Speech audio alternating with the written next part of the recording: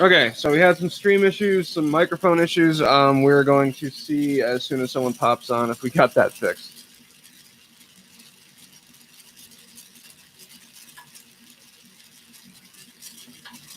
All right, so whoever hopped on, let me know in the chat if the mic is now working.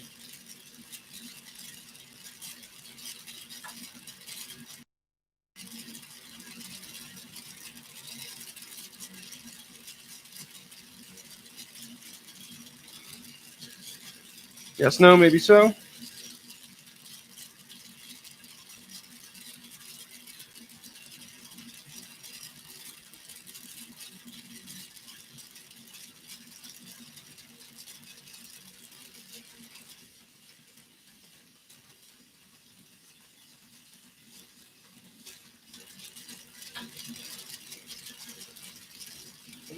I need to know if it's working.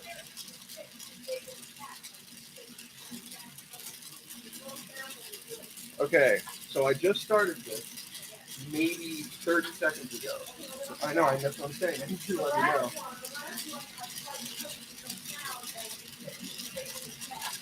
know. No, it all came through. I saw that I had no sound.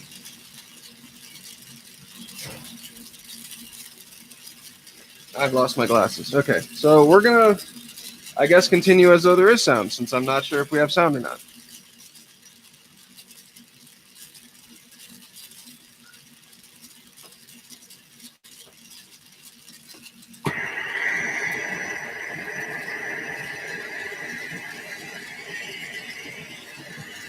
All right.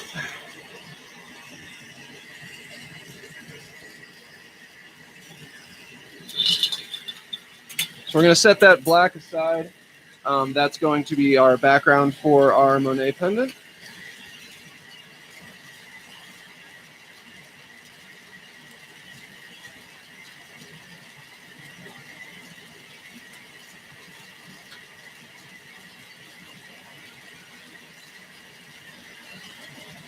Of course, having technical difficulties.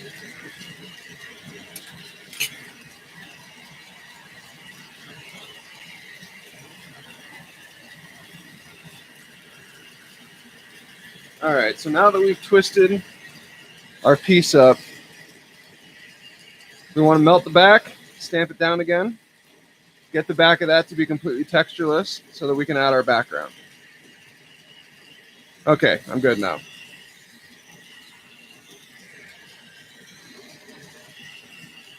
Apparently, I just needed to stop the stream and start it back up.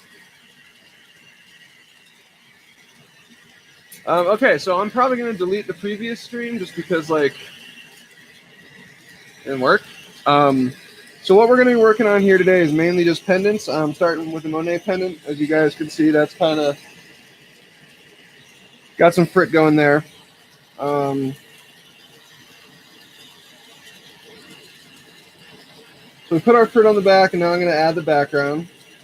We're going to basically just run through a bunch of different pendants. I'm also going to be doing my mini pendants, which are basically small, non-functional versions of my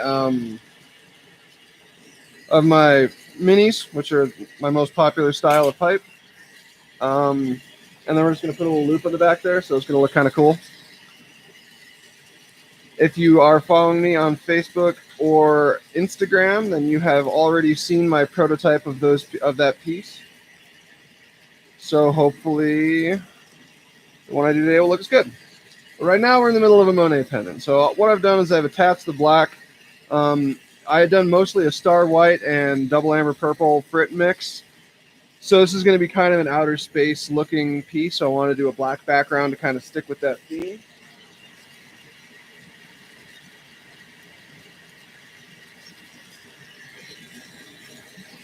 And right now I'm just melting in the black that I put on the back there.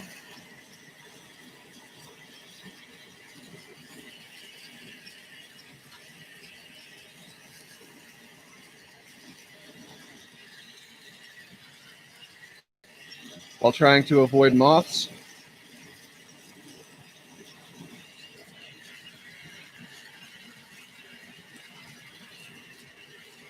All right, so now we're going to take it off the thick rod, put it on a thinner one. So I want to add a cold seal.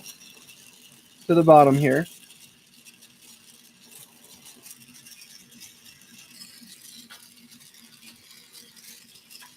For those of you who haven't joined me, cold seal is simply where you heat up the end of your handle, but not your piece. So when you touch the two together, it'll be a real weak seal. So later on in the process, will pop right off. So, yeah. We want this to pop off later, so I want to do a nice weak seal that'll just last long enough for me to melt this in. And so now what I'm trying to do is, you've got kind of a button shape thing going on. See how it sticks like that? Hey, Chris. Thanks for joining me, and I'm really glad you like your piece. I've been doing those for a good long time, so I always love to hear when people are like, "Oh, hey, it's one of my favorites." I'm like, "Awesome," because I use one, and it's one of my favorites. So what we want to do here is just kind of melt that center thing in along with the rest of the top of the bead and let it dome itself over so that it's got a nice smooth front face.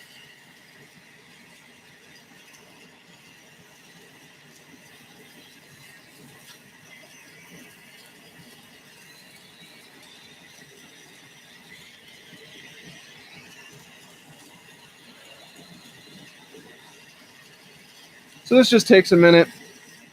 I have to be very careful. You see, I kind of have my piece angled so that only the front face is actually hitting the flame. I don't want that handle to get hit with the flame too much, otherwise it's going to start to wobble, and that'll just make my piece a little bit more difficult to make, finish, whatever.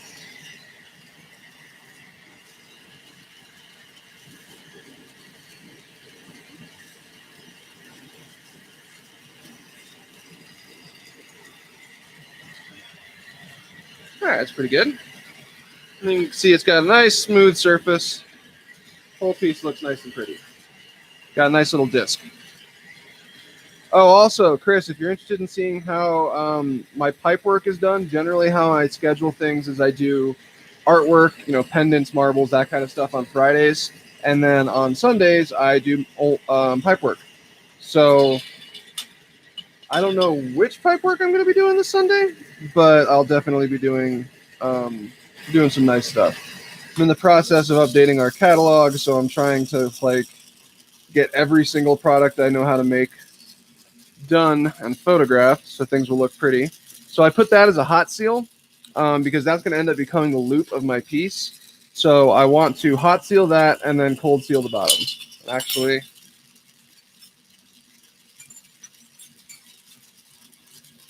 I'm going to switch down to a 4 mil for the cold seal on the bottom. So yeah, I'm trying to basically get every single product I know how to make done and photographed so things can look good. But it's a lot of products, I've realized. I actually know how to make quite a bit of stuff. So if you want to check out some more fun stuff, I'll be doing that on Sunday. I guess that goes for anyone who's watching, obviously.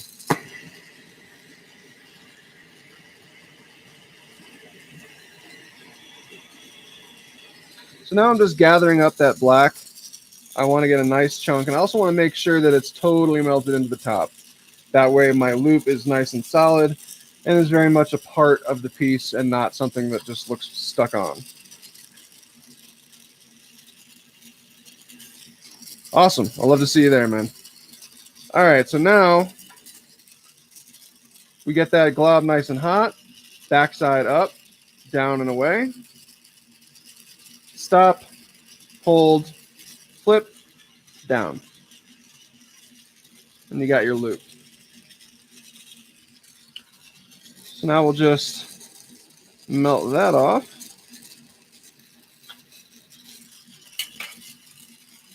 And you got your loop.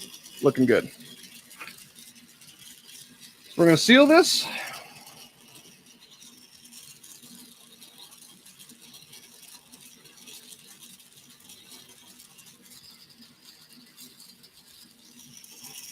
Got that pressed in on the back. I want to make sure I melt in the back where the two pieces touch, so that becomes one solid piece. That way, if you drop it, it's got a better chance of survival. You leave any creases in there, when you drop it, that is where it's going to crack. Guaranteed. Now we'll just heat the whole loop up, mess around with the shaping just a little.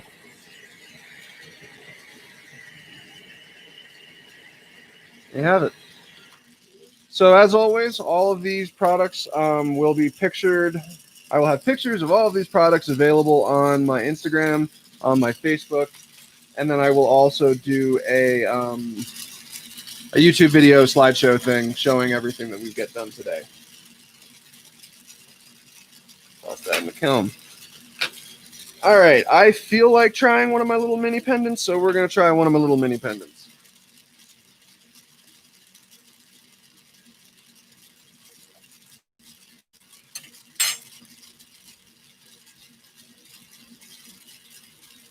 So the long-term plan here, as you can see, I got this blue tubing.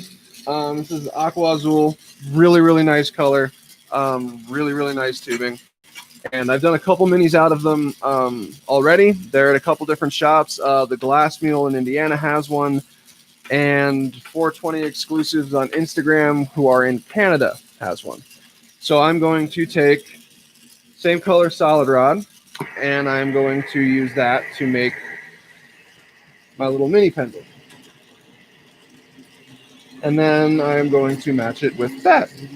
So then we'll have a little pendant with, we'll have a rig with a matching rig pendant. So hopefully it'll look cool. So first thing I want to do, clean up the rod a little bit, and then I'm going to gather it all up.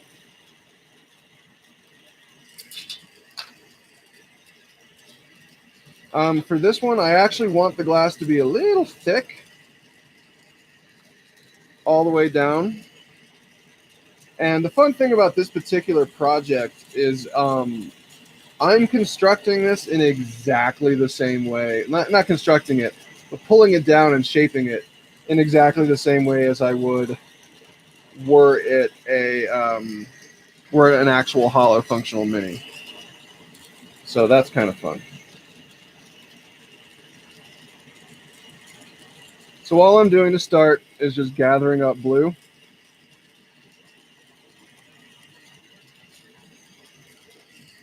I want to make sure I have a nice cylinder to work from, which is going to mimic what my tube would be. So now that I've got a good chunk of blue, we're going to go ahead and cylinder it out, which is basically just heating the thicker spots and rolling it on my angle marver while kind of pulling ever so slightly and forcing it to go into a cylinder instead of just kind of a blob ball thing.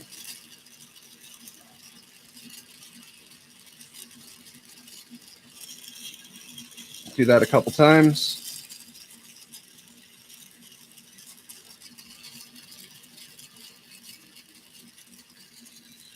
All right, not bad. So now I want to add just a little bit more.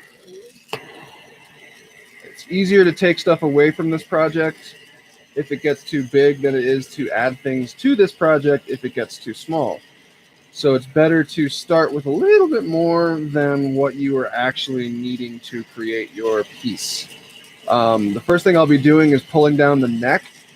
And so once I've pulled down the neck, I'll be able to accurately tell how much glass I need on the base of it for the actual base of the piece. All right. So now I'm going to take off this clear rod and reposition it. I want this to be very, very specific, and that one is not perfectly straight.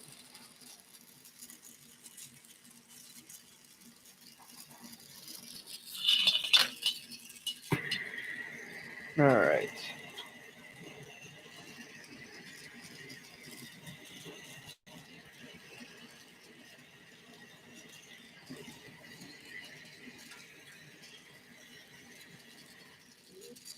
So now we're going to start shaping.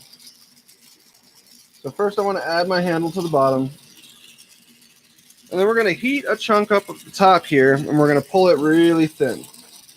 I mean like stringer thin.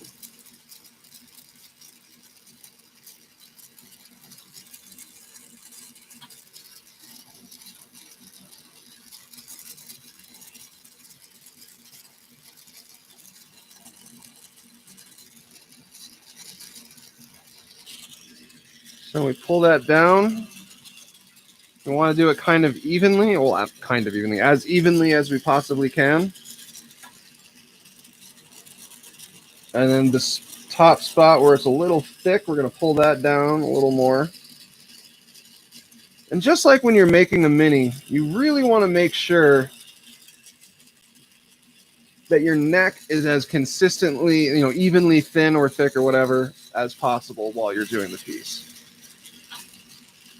All right, so you can kind of see we got that nice thin spot over by the handle. So now we're going to push in our first Maria that in our main size piece would be the mouthpiece. I want to turn the torch way down so I have a lot of control over this spot and I don't screw it up. Perfect. So now you can see we got that first little Maria in there, and that's our disc. So now I want to pull away at this mouthpiece just a little. I'm going to use the edge of my marver to kind of help me shape that the way I want it.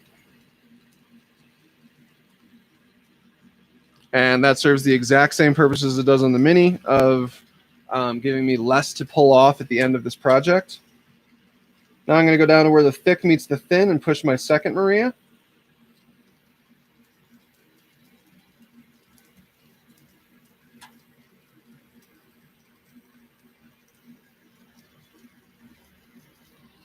Just like on my actual pipes, you got to make sure you get rid of your cold marks. And you can kind of see now we've got our two neck defining little discs.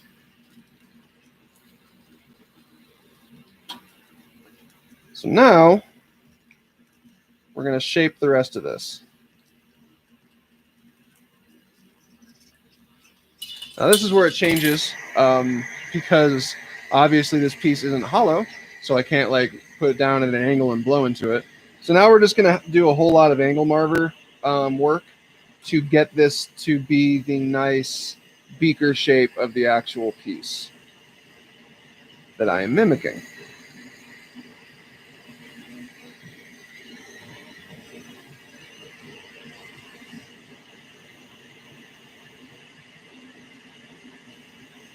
I want to make sure we gather this up. And I want the base of this to be kind of thick. I want to be able to use it also as a carb cap. And the bangers that people smoke out of have a certain circumference of hole at the top, and you want to plop something over that covers it. And so that's kind of the end goal on the size of this piece, is I would like it to double as a functional apparatus as well. So we'll see.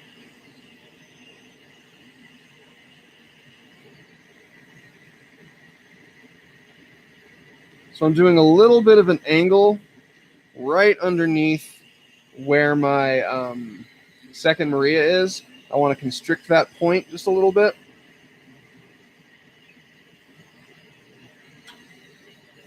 And right now you can see it's kind of long and oblong, and I want to shrink that down to where it is a short, fat disc, the cone. Almost like when I'm doing my vortex marbles, how you always want that cone to be nice and short and fat, same concept.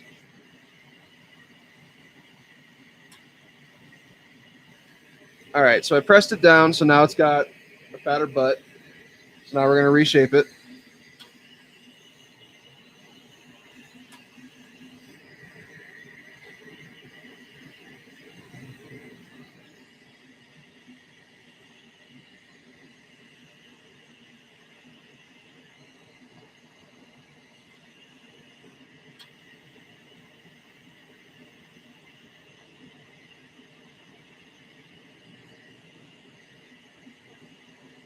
Relatively happy with the shape, so we're going to go ahead and press this down again.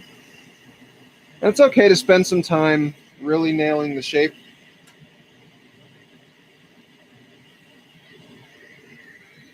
Because at the end of the day, I'm actually trying to copy a piece, so I want someone to be able to look at the pendant and look at the piece and be like, oh yeah, those are basically identical.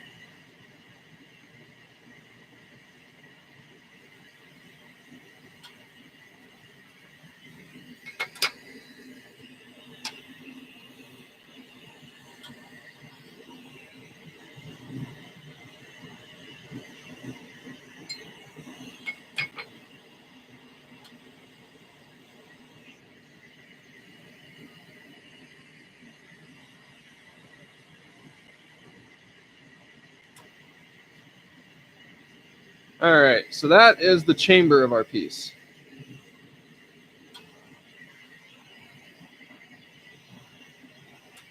It's cute and I like it.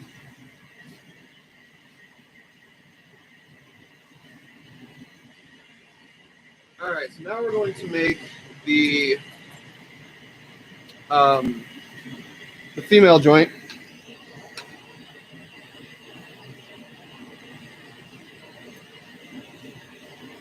So the female joint, the main thing I have to worry about while I'm making it is that it is the proper proportions. It's super easy to accidentally make something like this a little too big. So I'm going to start by pulling a stringer.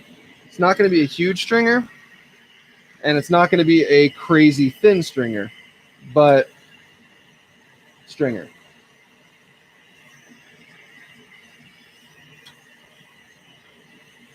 So we're just heating that up, and then we'll pull it down a little bit more. Well, up there we go. That's kind of what I want.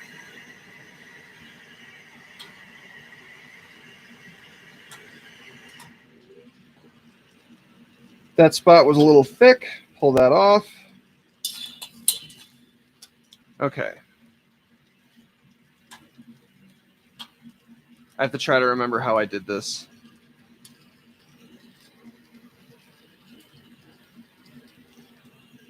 I think we're going to start by making the taper a little bit. So this is what we're trying to mimic. You can see it kind of has a taper, the disc, and a ball. And so I think I'm going to try to do the taper first.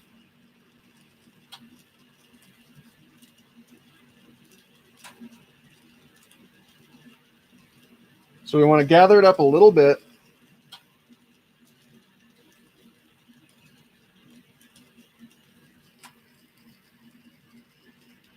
And then angle it.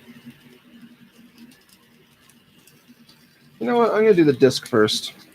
That's going to give me a better idea of exactly how much I should be tapering and where my stuff should be. So I'm going to push the Maria into this first and foremost.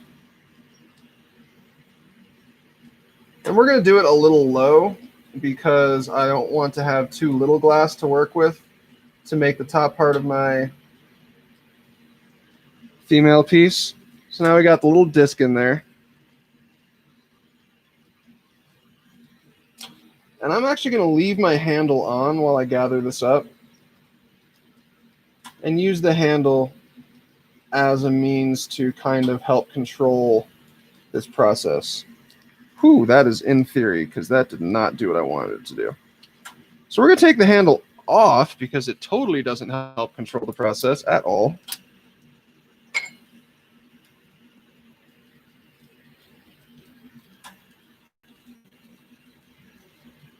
The trick here for me is hot enough to move, but not so hot that it moves on its own. So I want it at this sweet spot of temperature where it'll move based on what I want it to do,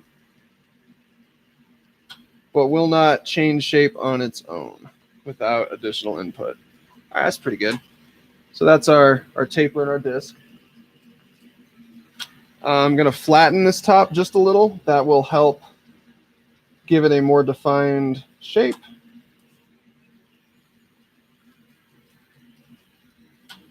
Yeah, that's what I'm talking about. Okay, that's what I needed to do. So now we're going to melt below the taper and then add the ball that is going to be the connection piece between our pendant and our female piece. Just going to try to make this not terrible.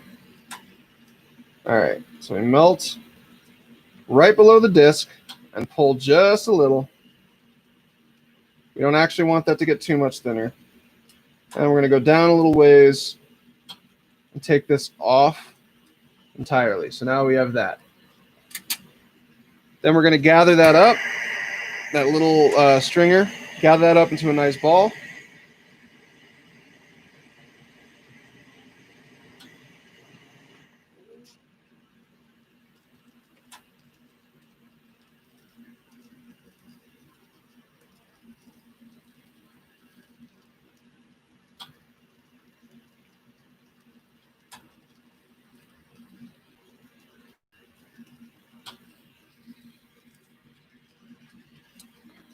It's a little smaller than I want it to be. So I'm going to add some color to it. The main thing is that the ball needs to be wide enough so that it is wider than the disc above it. Otherwise, when you try to put this onto the little piece, and I had this issue last time, it's really, really, really difficult to get it to connect well.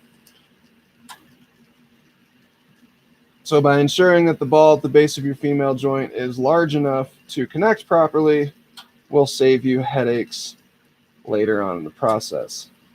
Which is literally the next step. It's not even later on in the process.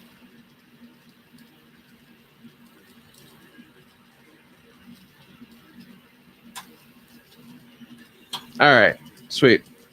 So now we got our 14 mil female piece. So now we're going to tap that off and hold it in tweezers. Get rid of our little scar. This is one of those keep the tweezers out of the flame moments. Pick the spot that we're going to attach it to and heat both the female piece edge and the spot where you're going to attach it. Get them hot because you really would prefer these just to attach without having to spend forever messing around with them afterwards.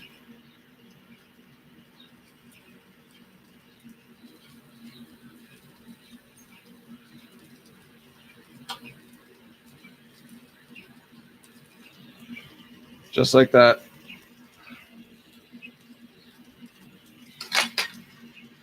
So now I'm going to go in there with, whoops, I'm going to turn off my flame because that's how small the flame is that I need. And I'm going to go in and just kind of solidify that joint up a little bit.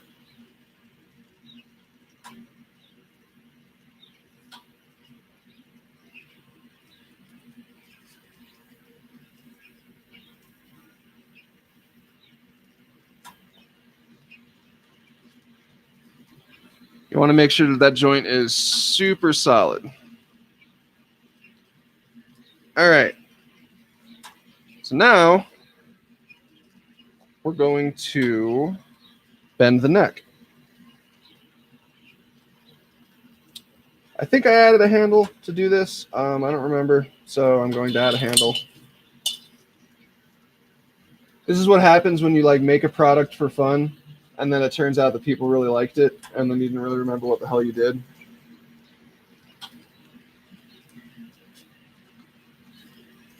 All right, so now we're going to take off above our top disc and then flatten our mouthpiece just like we would do with the regular one. Pull off that extra.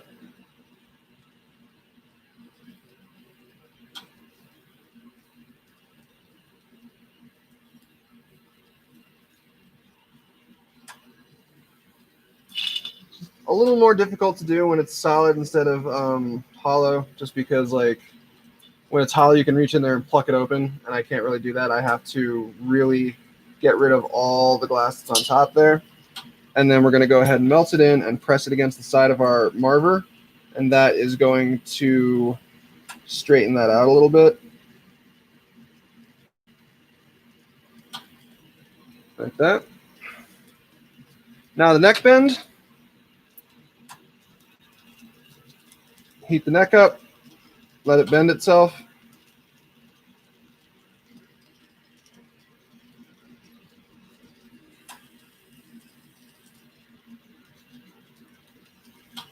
Like that.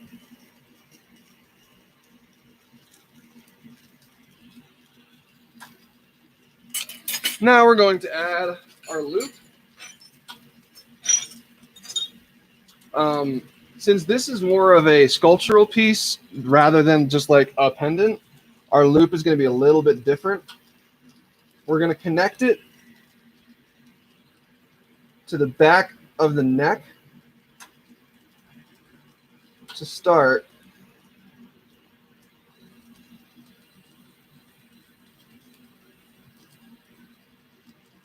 Whoop. That wasn't intended. Don't do that.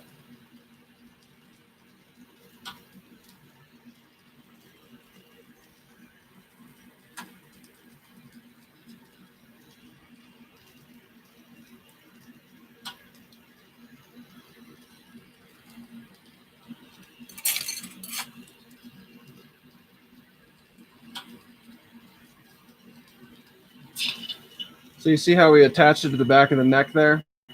Now we're gonna get that to touch the center of the of our disc.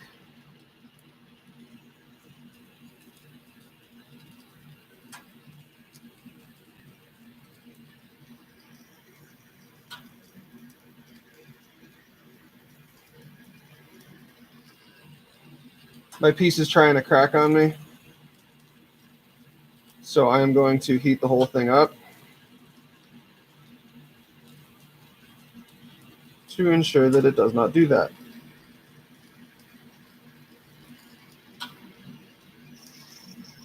All right, so now we'll touch the bottom of the disc with our clear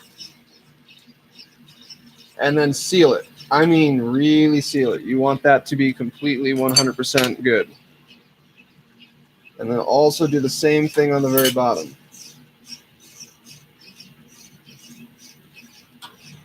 Now, because I didn't want to change my loop or my neck bend at all, I actually, when you heat that bottom part that's attached to the neck, you have to focus really hard on making sure that you heat below it and avoid the actual neck at all costs. Thank you. This piece is totally cute. And I'm also going to be making one of the full size, like the actual mini that's going to go with this piece on Sunday.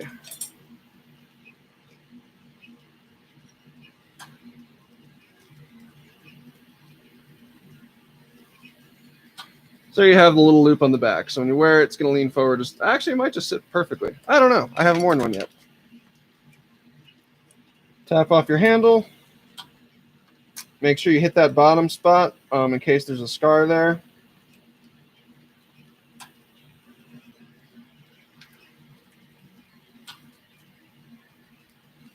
And there you've got your mini pendant.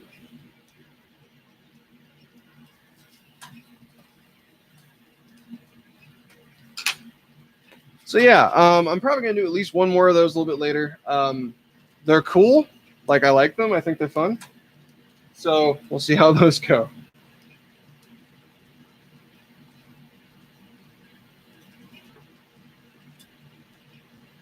All right. So next, we're going to do a dichro pendant. I haven't done one in a couple weeks, so I feel like doing it.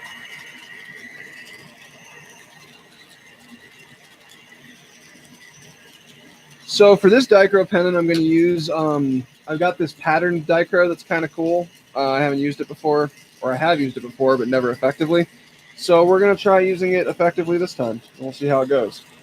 The first thing we're going to do is gather up, you know, a gather, same as we do for literally everything we do.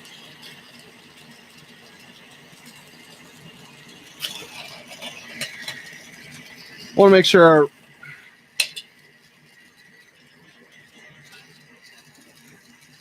always make sure there's not crap on your rod. It'll turn into bubbles, and bubbles are bad. Now, I don't want this to be huge. I've found that when I'm adding the dichro, it's going to end up being kind of a lot that gets added to the piece. So I don't want to have a massive gather to begin with. I'm also not going to press it with the smusher for the exact same reason. I want to make sure that all of the dichro that I put actually completely covers the bottom of my piece. I don't want there to be overlap where there's no dichro in part of the viewing surface.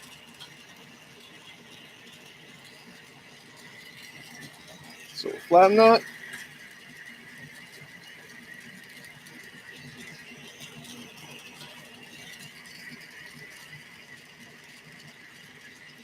It's pretty good. Set that aside. Grab our piece of dichro that we're using.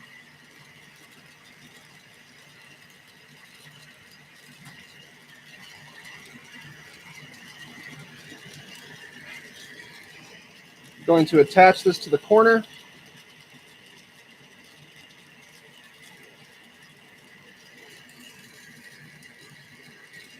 And you can kind of see the pattern there.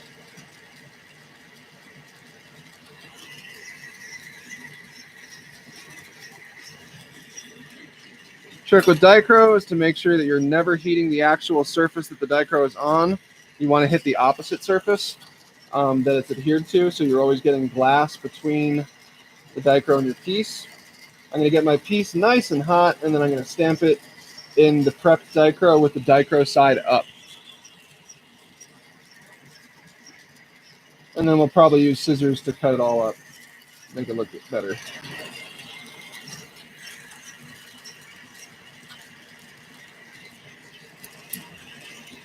All right, so like that.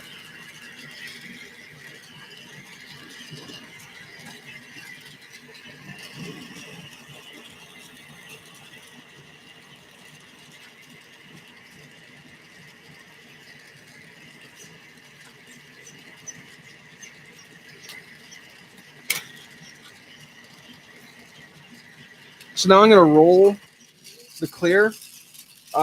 So your Dichro has always got one side that's got clear glass and the other side that has the coating that is the Dichro. And so what I'm doing when I roll it like this is I'm ensuring that the clear that's on the back covers the Dichro that was on the other side.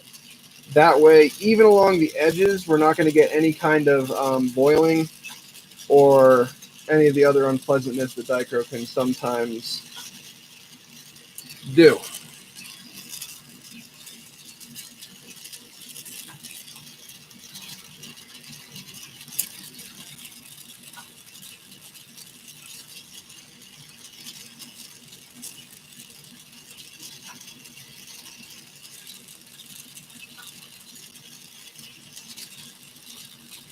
I'm not 100% how necessary this step is. I don't know that people who are fantastic with Dichro do this. But I am not fantastic with Dichro by any stretch of the imagination. So I do it. All right, so now our Dichro should be completely encased and clear. There should be no spots of it that are on the surface and thus being hit by the flame. So we're going to heat this up quite a bit, let it all melt in, and then stamp it flat.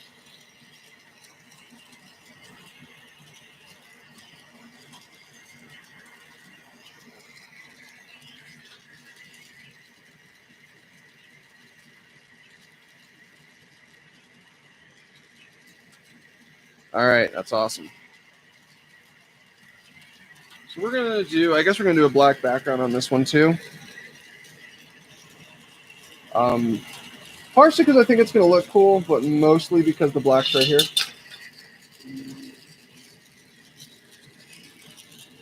Trick here is I need to make sure that I do not trap any air.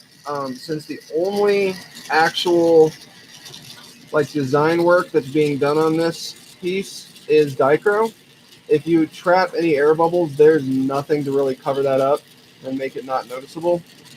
So it's going to be super noticeable. So make sure you don't trap air bubbles, especially on Dichro pieces.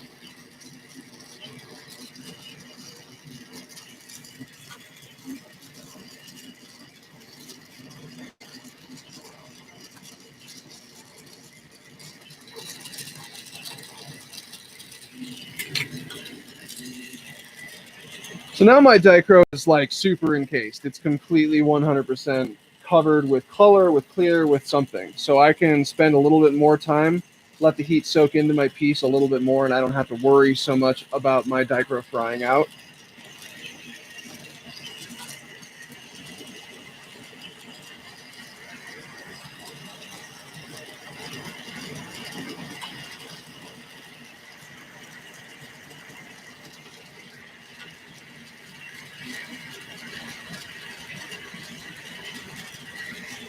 Now from here, this is the final size the piece should be. I don't want to spread it out too much or anything like that, like stamp it down too much. If I do, each of those little dots of Dichro can spread and it stops looking like that kind of cool polka dot, shiny polka dot pattern and becomes not really a pattern. So you want to avoid that.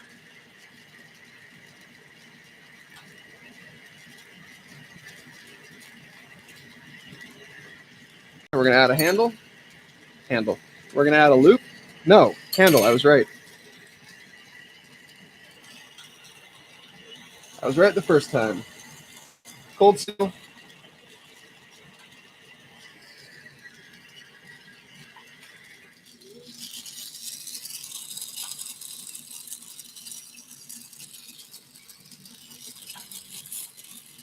Yeah, this one's cool. It's not super complicated. It's not like high-end art. It is definitely something that I am going to sell at a art show. You know, when the world starts again and art shows exist again. So same as the Monet bead. Now I just have to gather that all in and get this whole thing to go back to being a nice dome shape.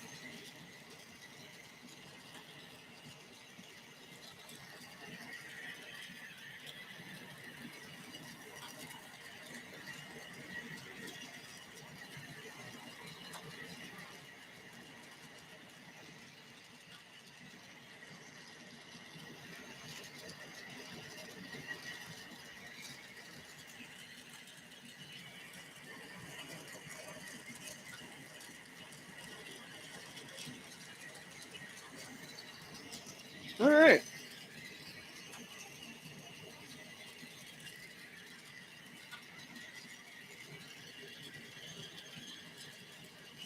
So yeah, that's super nifty. Nope, you can't see anything. All right, so when it cools, hopefully you'll be able to see it before I put it away. Now we're going to add a loop.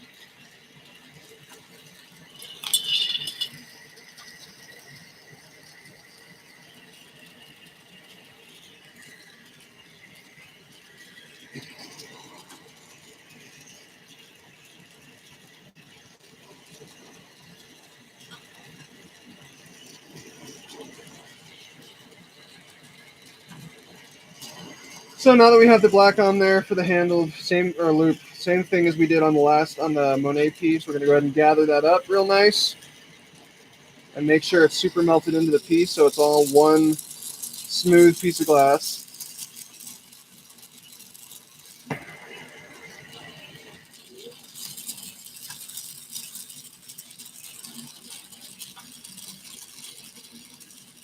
Once it's all nice and homogeneous, backside up, down and away.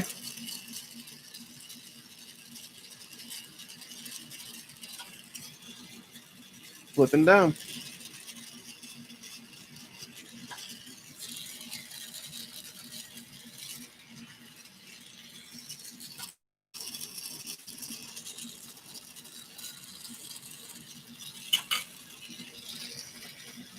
Yeah, so that's the best you're going to get of the actual pattern.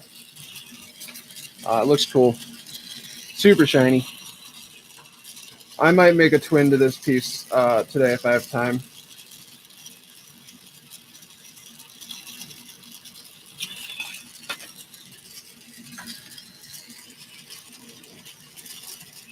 Now I just want to finish up our loop.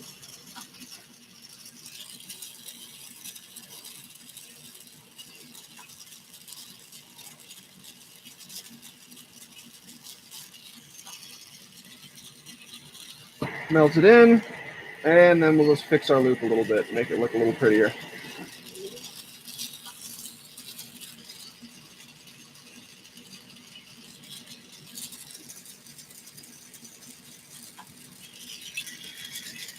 Loop looks good. Nice to set it on the front. Take our piece off. Rid of the scar on the bottom. Get rid of the scar on the back.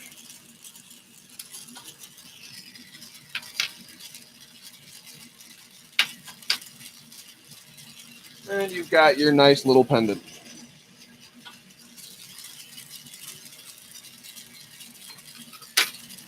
All right.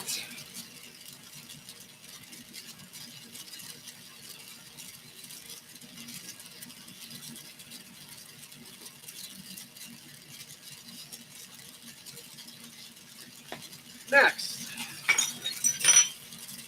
I think I'm going to do a compression pendant or implosion or whatever. There's like 70 different names for it. I've heard it called them all.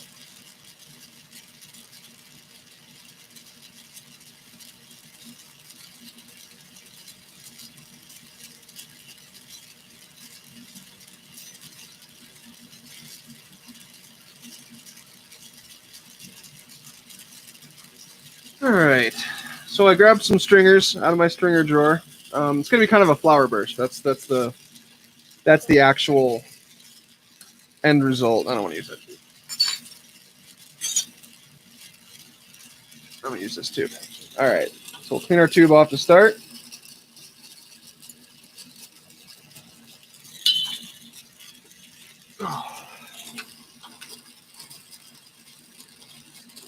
That tube's too small.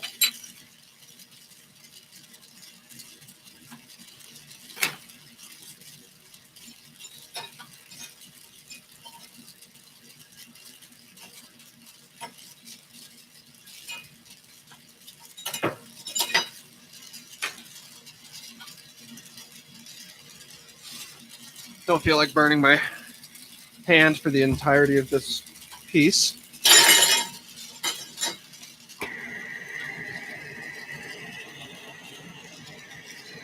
So we're going to seal this up.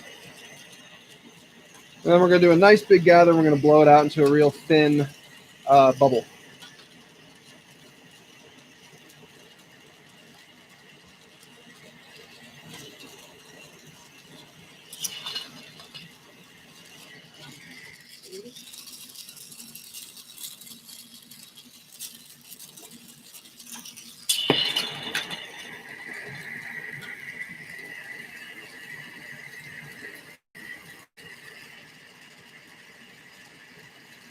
So if you like the work you're seeing, please check us out on Facebook at Vulcan Glass Art Studio, on Instagram at Vulcan Glass Art, and then if you want to support the channel further, you can check us out on Patreon at Vulcan Glass TV.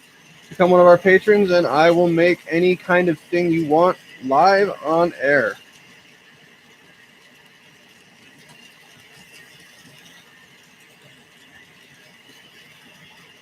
All right, so now I got a pretty good gather. I'm going to blow it out.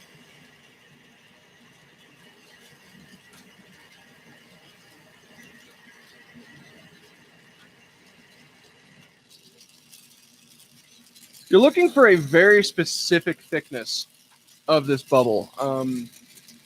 If it's too crazy thick, it won't condense properly. And if it's too thin, it'll dent in when you try to add color. So there's a fine line you're aiming for. And so now I'm going to squiggle all around the middle outside of the bubble, and that's going to be my leaves for my flower.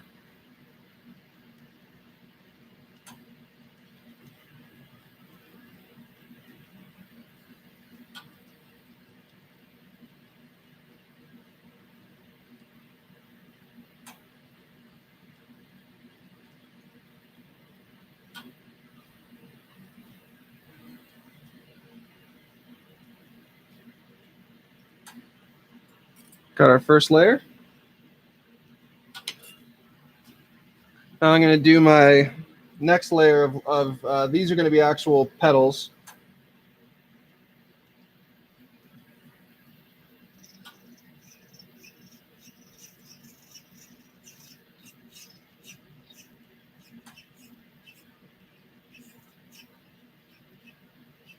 Hopefully you can't hear the birds living in my ventilation system.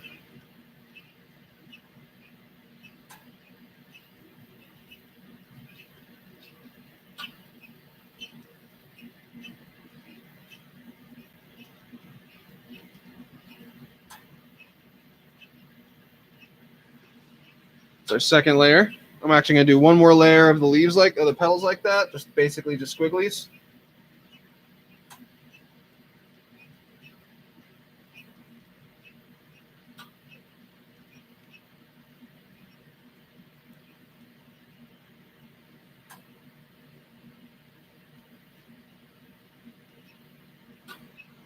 Whew.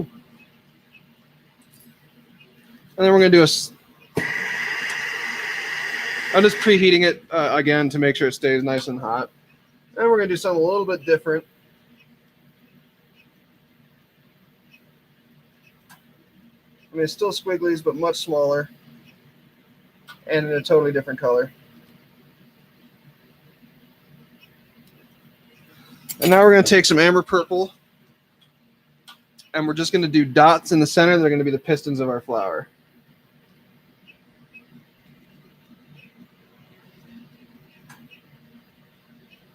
We got 5 in there.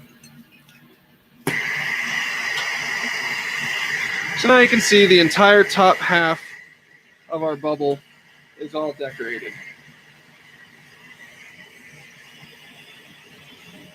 Oh, you can hear them? Awesome. Awesome. I'm glad. Yeah, so I have birds living in my ventilation system. Like, there's like the fan and then the grate thing, and then they built their nest like right in there. So I get to listen to them constantly. Kind of sounds like squeaky tires. It's awesome.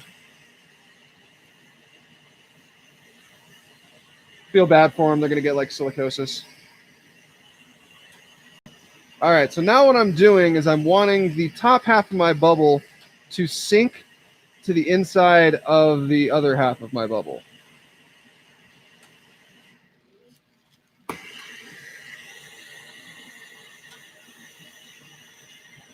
I wore that especially for you, Zach.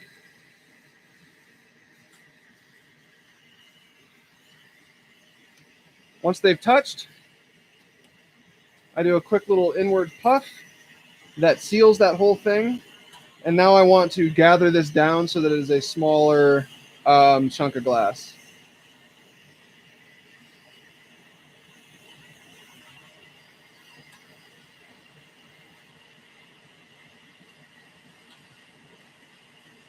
This also helps condense your flower down so that it looks a little bit more like a flower. And this is also not going to be this is definitely not my most like anatomically correct way of making a flower. If you check out any of my implosion flowers that are usually marbles, that is a much more literal translation of a flower into glass. This is much more of a impressionistic flower in glass.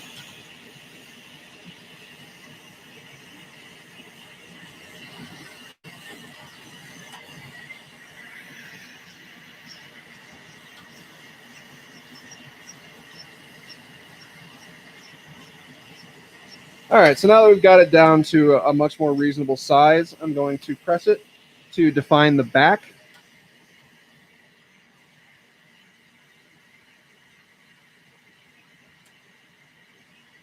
Unlike my other ones, I don't want to press it and flatten it out. I want the glass to move out because I still have to add color to the back of this to seal it all up, and I want to make sure that the cup in the bottom gets nice and easily filled. So I'm going to do it with blue.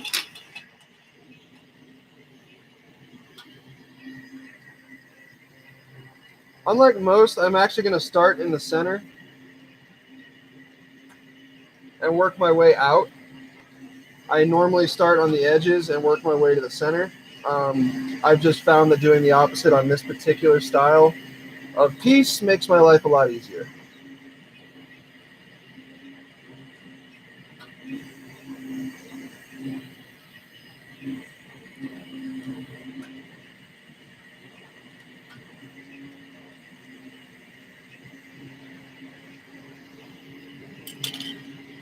Boom, chunk of blue.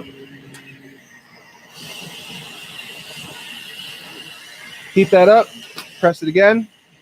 That's going to be fully defining our back, and our piece will basically be finished. From here, it's just a matter of getting out air bubbles and stuff.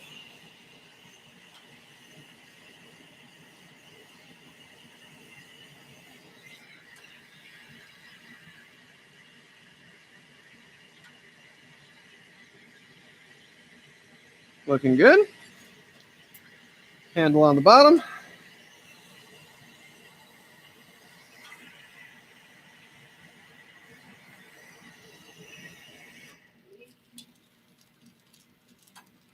Pop off the tube. So now at this point, there's gonna always be a bunch of little bubbles. I mean, I guess if you're perfect, there's not gonna be a bunch of little bubbles, but I am not, so there are. So I want to first heat the entire top thing because as glass moves, the bubbles will like coalesce. So I have a ring of bubble. I guarantee you're not going to be able to see that, but there's basically a ring of bubble around my design. So rather than spend the time to pop the whole ring, I'm going to heat this top section up, and it's actually going to force the bubbles to separate into distinct bubbles that I can then pop real easily without like totally screwing up the structure of my piece.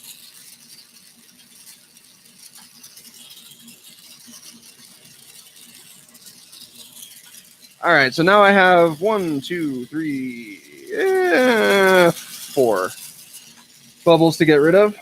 All I'm doing here to open those up, rather than rotate, just focus my heat right on the bubble.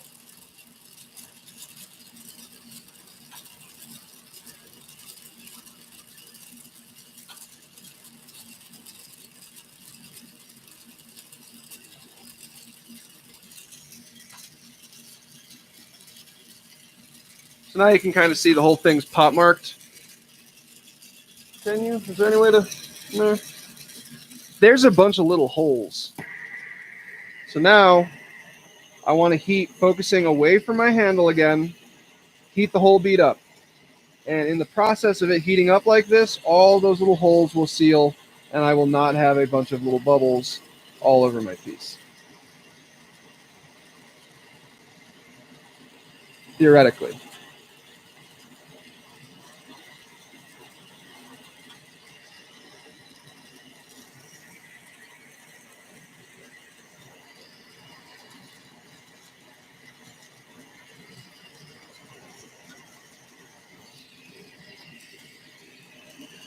If I ever get Vulcan glass art t-shirts made, it's just going to have like a dude blowing glass and just says theoretically right over the top.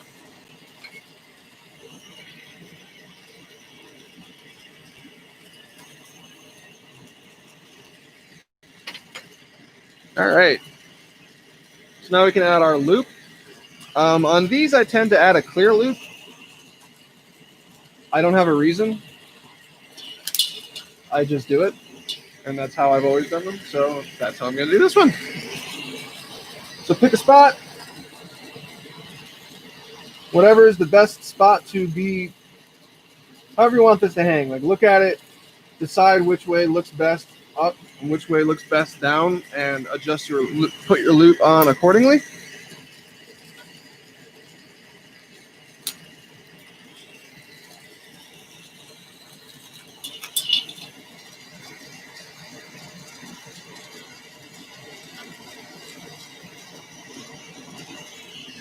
Add a handle to the bottom, and just like any of my other ones, you better watch it, Zach. I'll hold you to that. Just like my other pendants are going to go ahead and gather this up. Besides, you got Ogrins coming in. You can't afford this.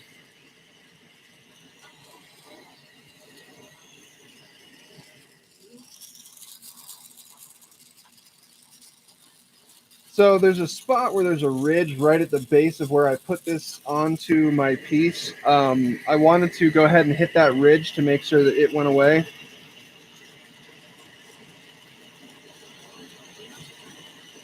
I also got a present for Hunter that he's definitely going to be purchasing. So once we get a nice big glob, take it out, flat side up, down and away. Oh, the shirt? Yeah, the shirt's awesome.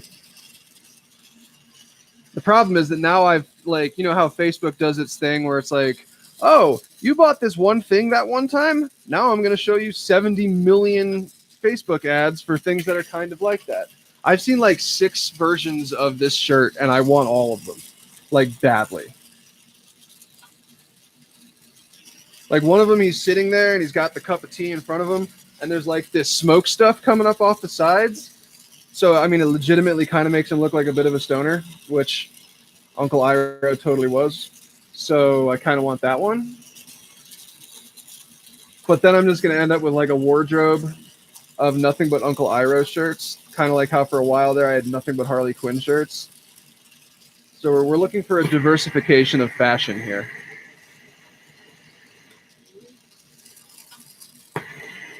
I mean, you see, I'm even wearing pants these days. Sometimes.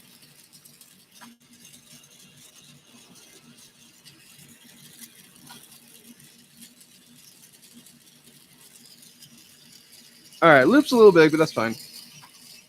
So you can kind of see the pattern there a little bit.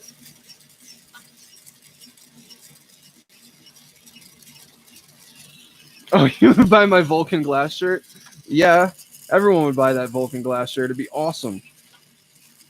I'll get there. Don't worry. Right now, I have to work on like a product catalog, but then we're going to work on merchandise.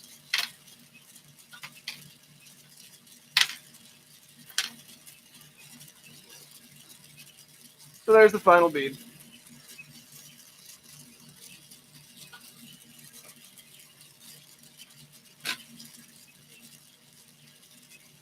So the first merchandise we're gonna do is my stickers, and I have my friend Bobby design it. And what it is the Vulcan hand inside of a pot leaf. So Vulcan.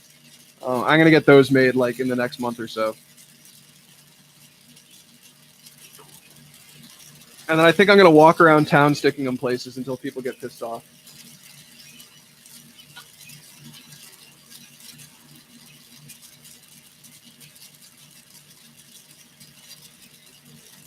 Okay.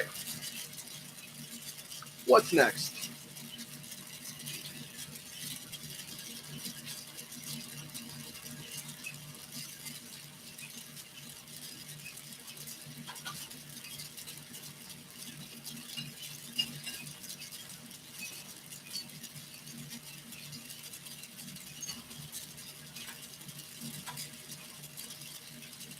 All right, so we're gonna do another mini one.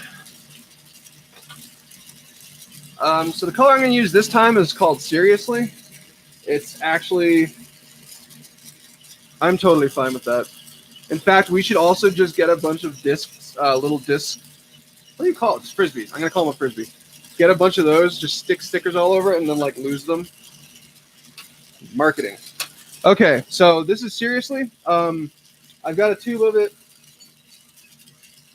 here. That's gonna end up being a mini. This is going to end up being the pendant that matches the mini. Seriously is a particularly cool color. It is a green. Can't really see. It's kind of a light transparent green. In regular light, in fluorescent light, it turns kind of a purple. And in natural light, it's like a smoky, not black, but like kind of a dusky gray. It's really cool. So it changes colors in 3 different kinds of light, which is most even CFL glass doesn't change that much.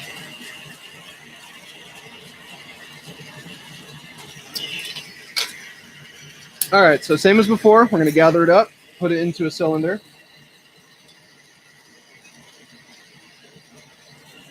Yeah, I'll just put my stickers on all of your frisbees, Zach, and then since you're so terrible at it, apparently, you'll just go lose my marketing materials for me. And so then random stoners playing disc golf will find it. It's kind of like my same concept with the Vulcan glass art lighters. You know, nothing travels through stoner society quite like a lighter. I think frisbees might be another one. What I really need to do is just put that logo on a frisbee. Forget the sticker altogether. And market Vulcan glass art for all frisbees.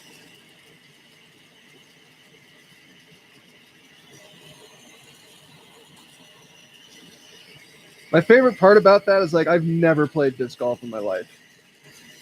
Like we had a couple really nice disc golf courses by where I lived in Naperville and Aurora, and like my best friend Jared plays or played, I assume plays because he was obsessed with it, disc golf like all the time. I just never really got around to doing it.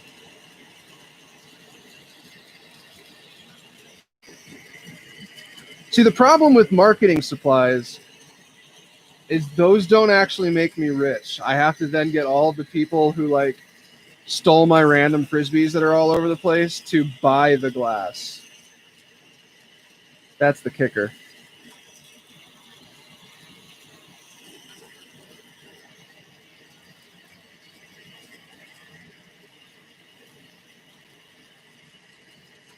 All right, we got a pretty nice cylinder going. I want to gather a little bit more. That aqua azul piece that I made ended up being like exactly the right amount of glass. If it had been any smaller, it would not have worked properly.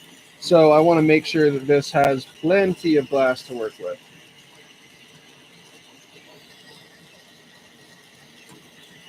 Well, what, me not playing disc golf? I don't know, man. You saw how difficult it was to get me off this property like before the world shut down. Now, ew, it's going to be really tough.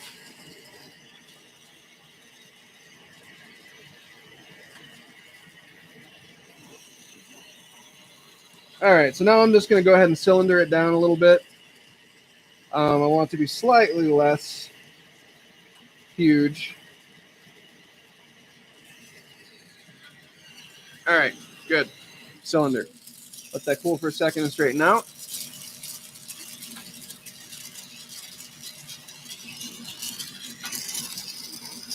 Now we're going to heat where the neck's going to be and pull that down.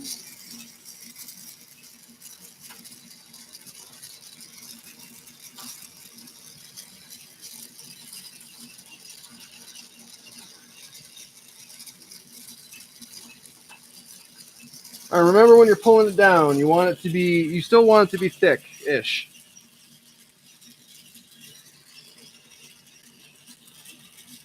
And you want it to be even, which this totally is not.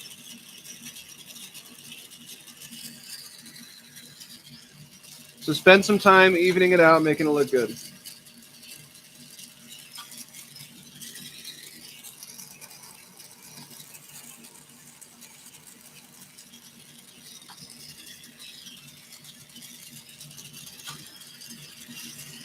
So we got our nice neck. We're gonna go ahead and push in our first Maria. Turn my torch down.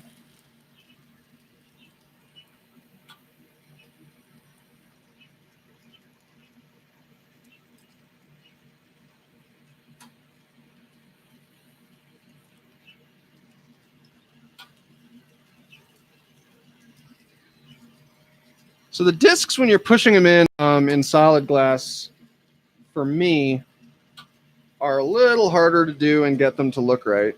This one came out fine. Or maybe it's just because this is super thin. I don't know what. It's difficult. So now we're going to put our second disc in.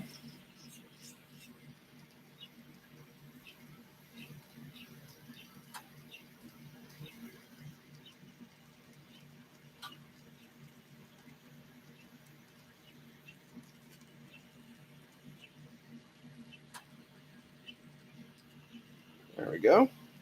Just like in the regular minis, make sure you get any cold marks that have decided to creep on your piece off. Second disc. Looks like this one's going to be just a little bit bigger than the other one, but that's fine.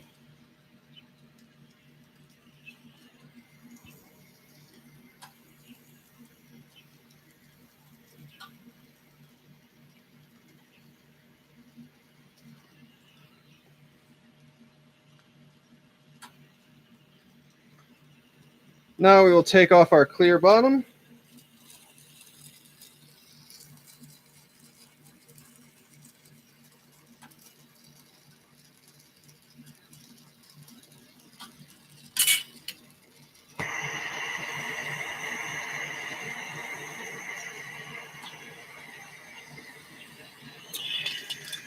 And then shape our bottom solid piece so that it becomes a mini. Or a beaker, whatever.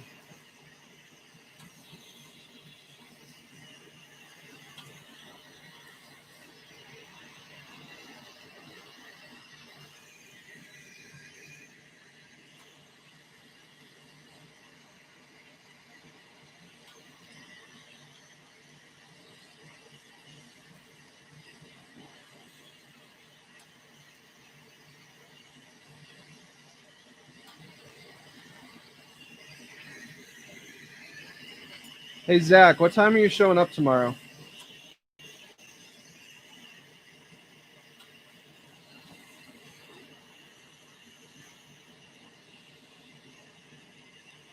All right, so once this is nice and warm, we're going to go do our initial kind of neck curve, I guess. That's the one that's going to kind of define the neck below the disc. Depends on the little scrap pieces. If you're talking about the stuff that gets thrown in there, it goes bye-bye. There's not really a lot of facilities for recycling boro. Um, thing is because this is borosilicate glass that I work and not any other kind of glass.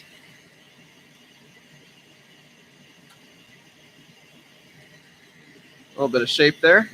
Boro doesn't mix with other glasses, so like if you mix up glass enough, like soda glass, soda bottle glass, 103 COE, for the most part, you can do something with it, you can use it, but boro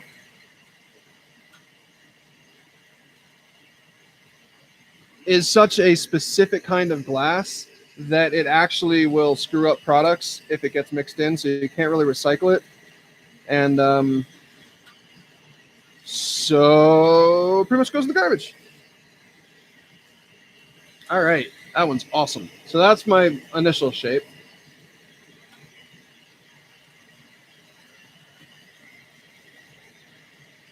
But I also save like my shorts. So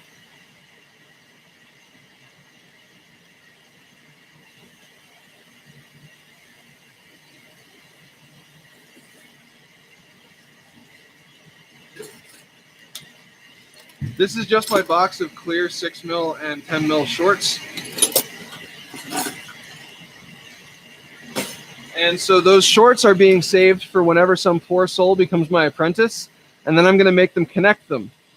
And they have to be perfectly straight. And there's like a few hundred of them in there. So the other aspect you need to keep in mind. Where'd my seriously rod go? Oh, shit. I didn't take it off. Okay.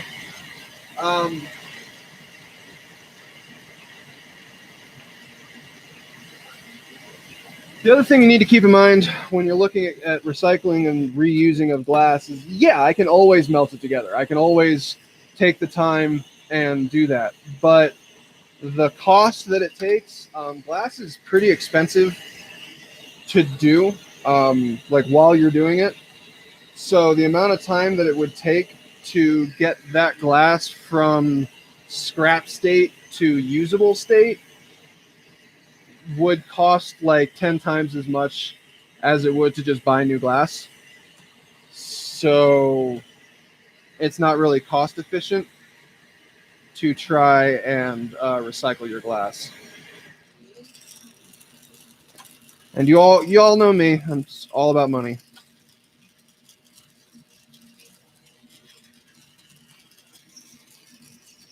All right, so now I got my nice little pull down for my female joint. I almost called it a 14 millimeter female joint. Like this is actually even remotely close to 14 millimeters. It's like a 2 millimeter female joint if it was hollow. All right, so I have to put my disc in there first.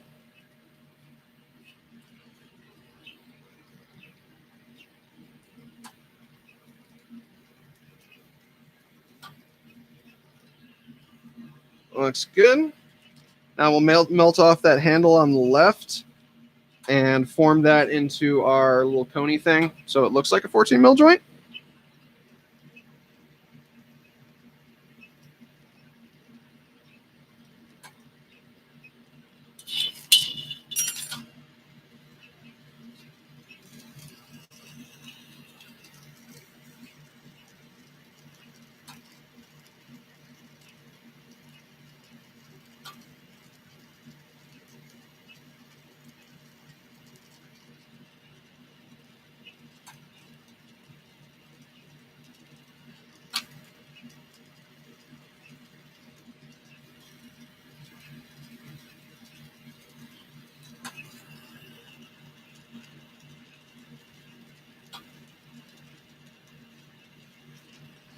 All right.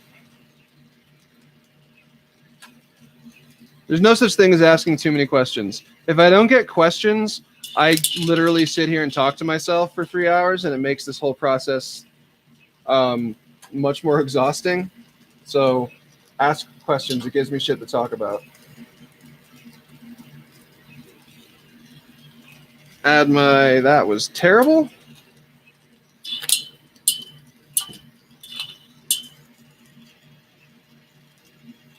So I want to get this handle like semi-super centered. It doesn't need to be like 100% perfect, but it needs to be in the vicinity of centered, which is remarkably difficult to do at this size. All right, now we'll melt this off. Then we're going to gather it up into a ball. I'm melting it a little farther down than I did that last one because if you remember, I had to add some glass. And looking at this now, I'm totally going to have to do that again. But you want to make sure that this gathers down to the right size.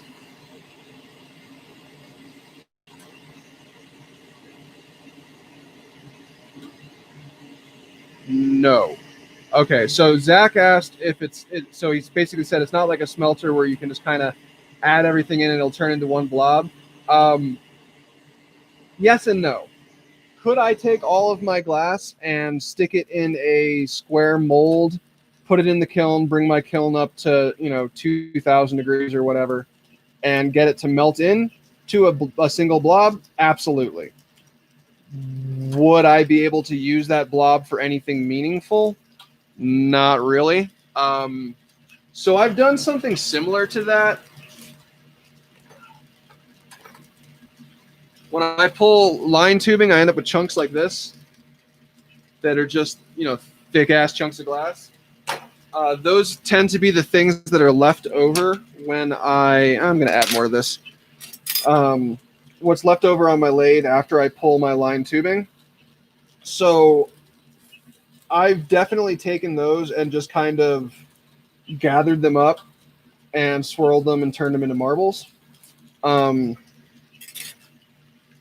It takes time, and also they weren't super popular. They're all right. They did okay, but you got to be able to take whatever it is that you're doing and form it into some kind of cohesive product. I don't do things just for fun, generally. Like, honestly, these mini pendants that I'm doing a couple of right now were the last things that I've done that are just like, you know what? I'm gonna do a thing, because I had a customer, a guy on Instagram who buys my glass, just saying like, hey, I want one of these as like so I can make a copy of it and do it as a pull for like fans and stuff, which is cool. But when I got it done, come here.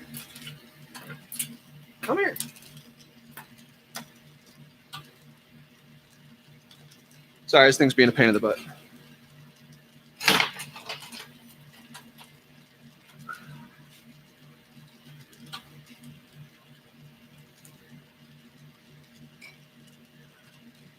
But when I got it done, it looked so much like a pendant. I just made it one for the hell of it. But most of the products that you make, most of the things that you do have to have a very planned method of recouping costs.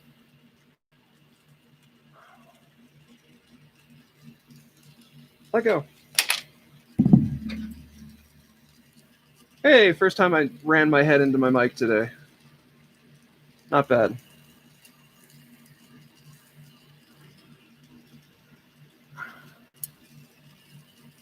Sorry, give me 1 second. I gotta shape this a little. What happened is the disc was a little bit bigger than the ball, so in order to make this actually go straight up and down, I had to drag the ball out a little bit. Not a big deal, but yeah. So you got to have a cohesive plan of like, what is this product going to be? So in your example of melting all of my colors together, see how that's on there now? I have to decide, okay, if I melt all those colors together, what's my product? You know, what's the purpose here? And then when I decide what my product is, I would then have to make those, give it a shot, in you know, make sure that the product is capable of being created, looking the way that I want it to, and then I got to take it to art shows and put it online and do all this stuff to see if it can sell. If it can't sell, obviously it's not worthwhile, and it has to sell well enough to be worth continuing the process. You kind of have to do a price analysis on exactly what your input costs are. So in that melting equation, I have to take into account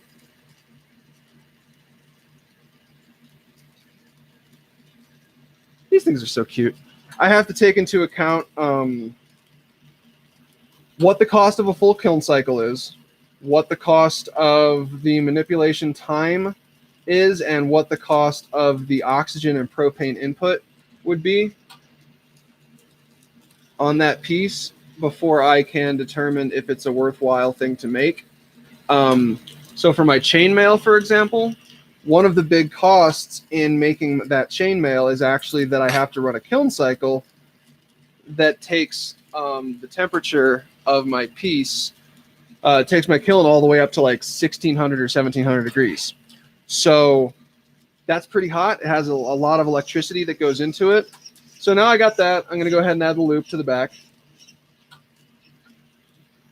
So that's what kind of, there's a long-winded equation that you got to have to figure out before anything is worth doing. And I have yet to discover any recycling styled piece that I've been able to come up with that fit that cost equation in such a way that made it worthwhile to do as a product.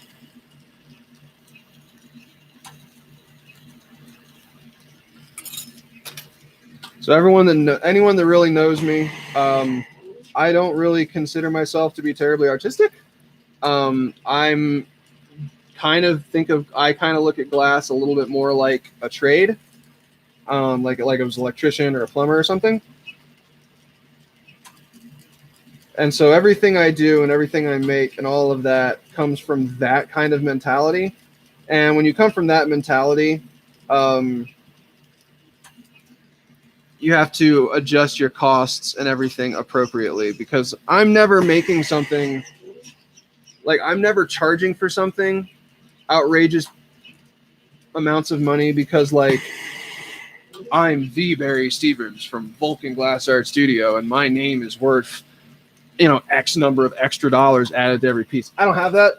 So everything I do is a very strict and clean cost of materials, time, plus reasonable profit margin equals final cost of piece.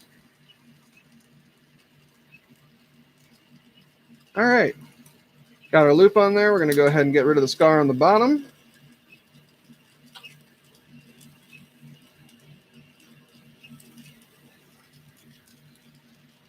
And we got our second little mini. Our super mini. Subber mini? I don't know.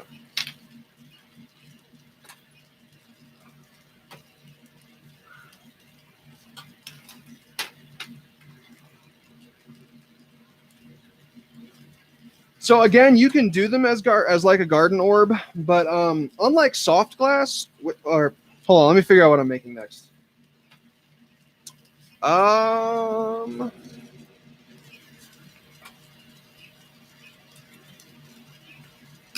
We're gonna do another Monet print. This time I'm gonna do it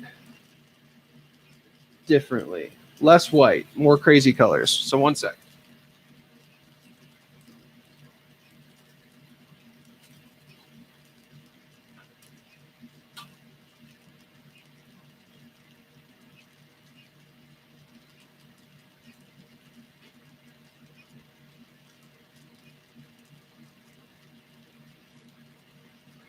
All right, so this one we're going to do amber purple because it's my favorite color in the world, blue moon, and some Loch Ness. The Loch Ness is large.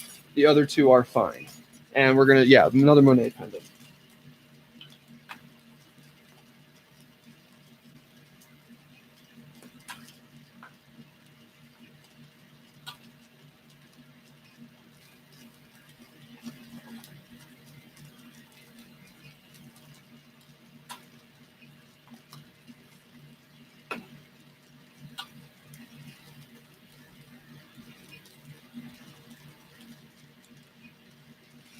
Okay, first step, do your gather. So for something like a garden orb, it still takes a lot of time, especially because a good sized garden orb is going to be like 3 inches at least. To give you some perspective, my 3-inch marbles, which are, obviously I put effort into them and they're an intended product, they're not an amalgamation of random crap. They go for $250, and I have not sold a lot of them. So making a garden orb out of scrap glass would probably take me almost an hour to an hour and a half. And in that same period of time, I can probably make 6-ish or 7-ish minis, which is going to net me like 4 times as much money as I could charge for that garden orb. So again, it's not a matter of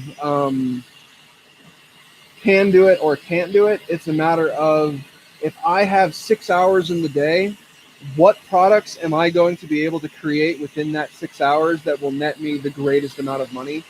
And reclaiming pieces and reclaiming glass will always net me less per hour than basic production line work. So unless I'm doing it for some like hippie reason of like,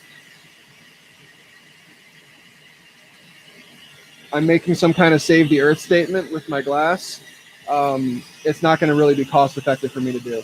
And quite frankly, you shouldn't be making like, all right, that's cool. You shouldn't be trying to make like hippie save the earth statements with glass. Like glass is the least carbon neutral art form in the world. Like I use so much electricity running kilns and so much oxygen and propane and everything trying to do this. And I mean, there are off the grid glass blowers. I actually met a couple who blew glass off the grid at the last Champs show I went before COVID shut the world down. And like the hoops they have to jump through to make that work are extreme.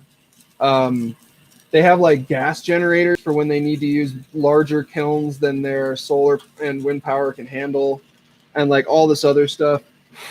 So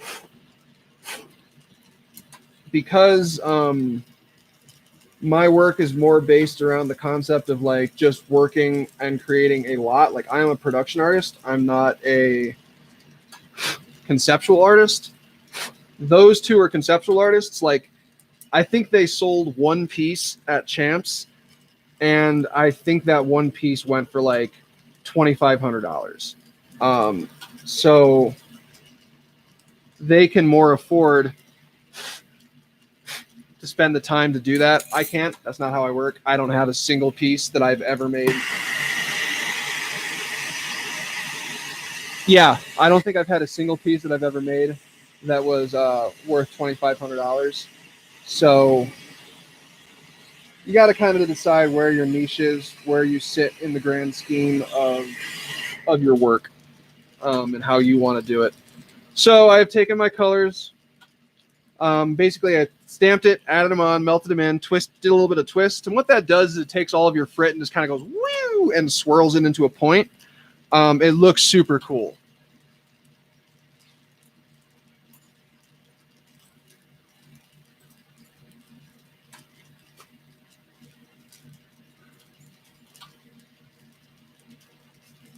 Where is that even?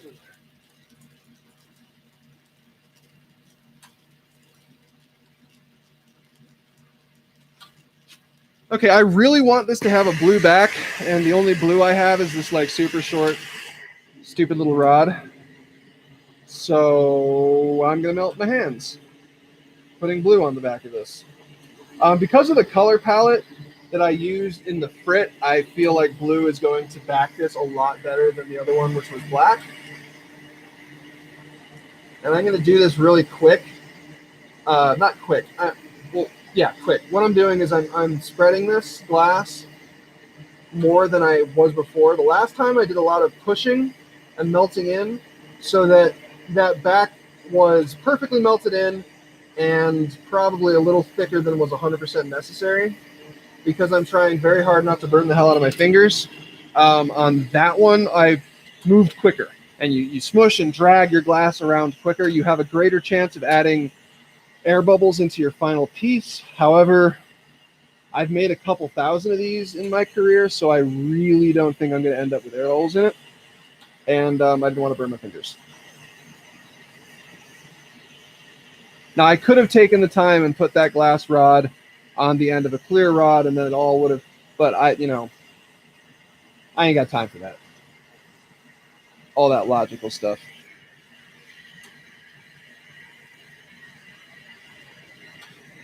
Did we ever get a definite yes or no if little Dave's showing up tomorrow, Zach?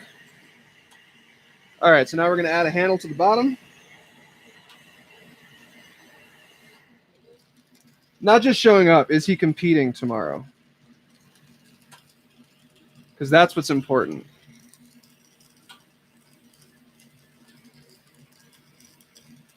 Now we're going to melt this off. I was dumb and added a 4mm handle instead of a 6mm handle. So I have to be extra careful when I'm heating this front spot to get it to melt in that I don't hit that handle too much. Because since it is a thinner handle, it will start to bend and melt and cause issues a lot sooner.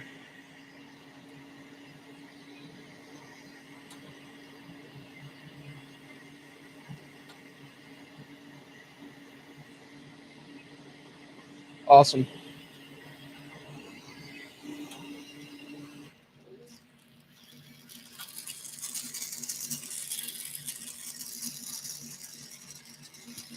Assuming Will doesn't get to the finals, I was going to have him film the finals. And then for the page, I want to have like the winner with his lightsabers lit standing over the loser, like laying on the ground like he just got killed. And we'll do that as our like winner tournament, blah, blah, blah thing to make us look. I was going to say more cool than we are, but like literally the nerdiest thing I think any of us have ever done. So to those of you who are listening and have no idea what I'm talking about, my friend Zach in the chat is part of, we do like a lightsaber league every Saturday where we beat the hell out of each other with lightsabers. And we have a tournament tomorrow. So we're trying to prepare for our awesome sauce tournament. So yes, I am one of the nerdiest humans on the face of the planet. Yeah, that's what I'm talking about.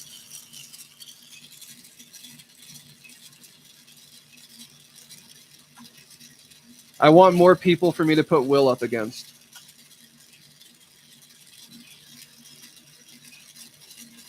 All right, this one looks really good.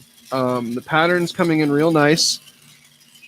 Oh, do I have a blue for a handle?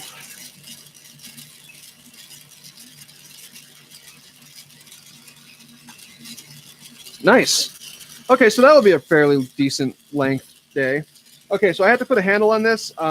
This is totally not enough for me just to hold on to and make a handle.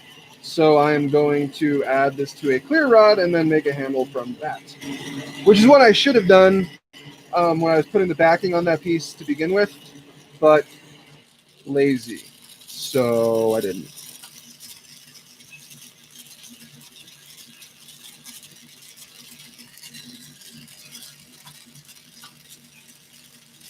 Sweet.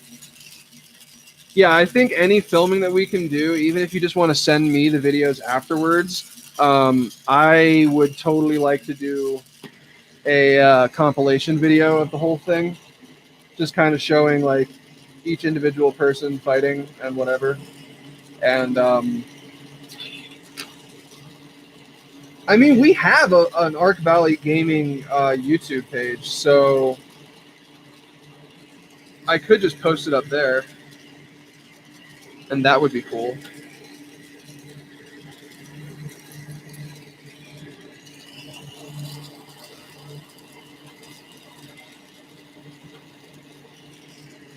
Making video content is not necessarily my strong suit, but I would love to do that one. I was supposed to make videos today. For any of you who watch my tutorial videos, I'm going to have a bunch more. I'm probably going to do them next Friday.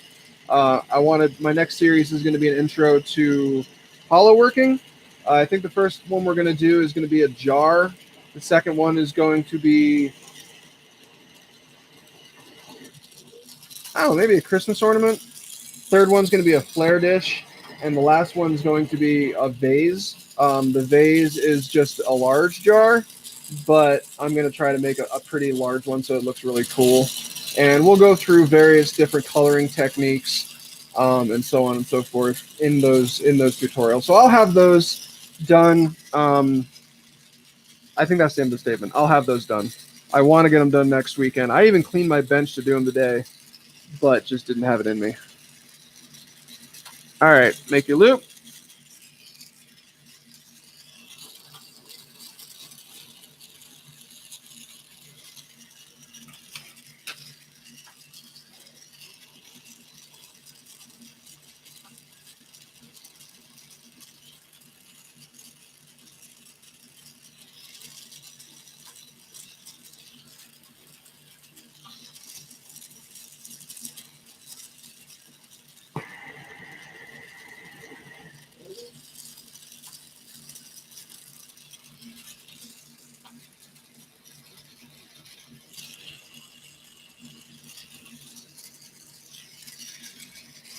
So the color doesn't come in a lot. You'll see it better in the pictures that I do on Facebook and Instagram, and I guess also YouTube, my slideshow. So be sure to check them out. This one's actually a pretty cool piece. I like it. There's that Loch Ness has a little bit of sparkle to it. So yeah, it's cool.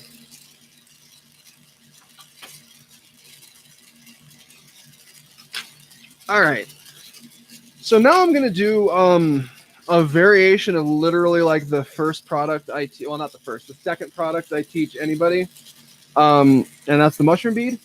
I'm going to try to do a mushroom colony, which is 3 mushrooms in 1 mushroom bead. If this might turn out to be too big, it might not. Let's see. We'll figure it out.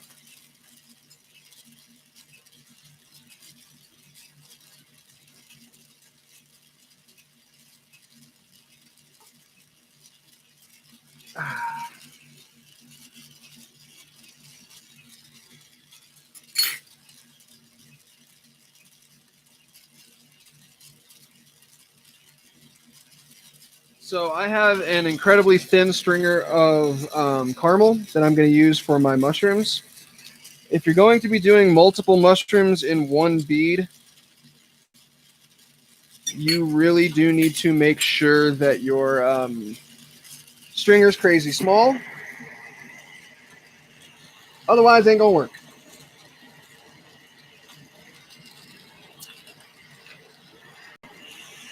So for this initial gather, I want this to be a little bit larger than my average gather so that I have plenty of space to actually put all of those mushrooms into the piece.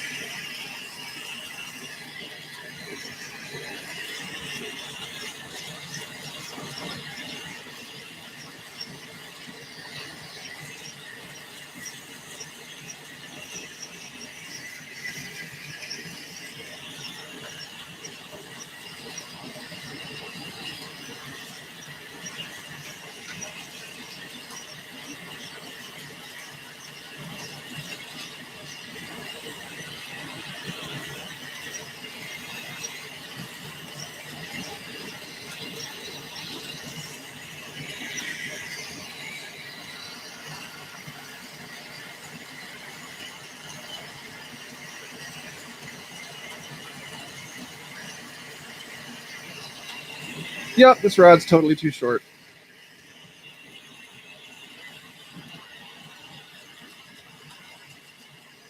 All right, that's pretty good. And my hand is burning, so this is as big as it's going to get. All right, so now we're going to let it cool for a second, and then we'll add our mushrooms. And so on my next project, in honor of our lightsaber tournament, I am going to make a lightsaber pendant. So Zach, if you're still around, you can pick the color of the blade when I get there.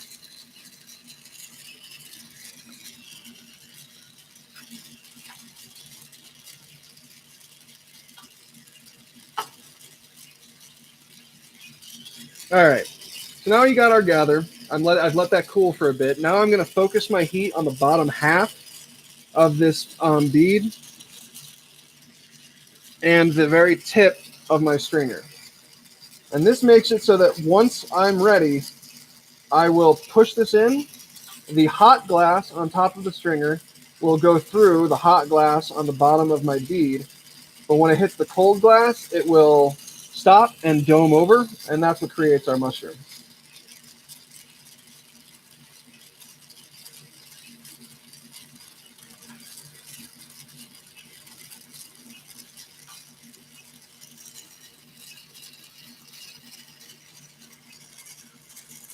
I want to be careful not to necessarily do these right in the center, at least not the first two.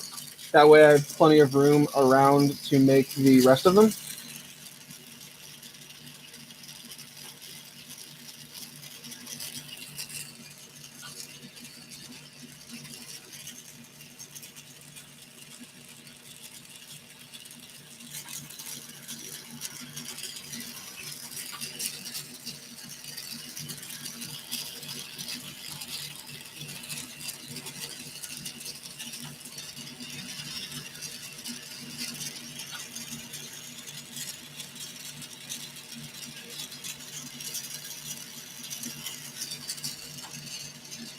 Yeah, we're going to do one more. We're going to have a 4-mushroom colony here.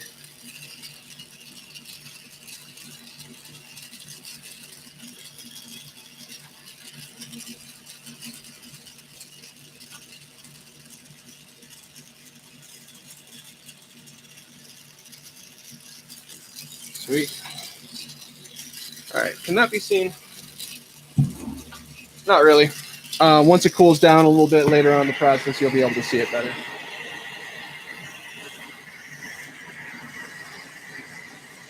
So for this one, I'm actually going to reach in there with a 4 mil and pull the stems of all of my mushrooms together.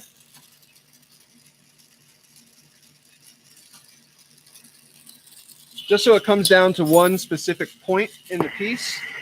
That way it looks like you got a whole bunch coming out of one little thing like that, in theory.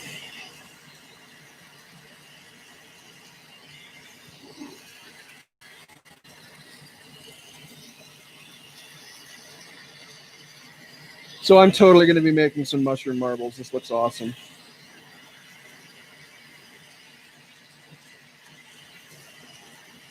Now we're going to set it down to define the back.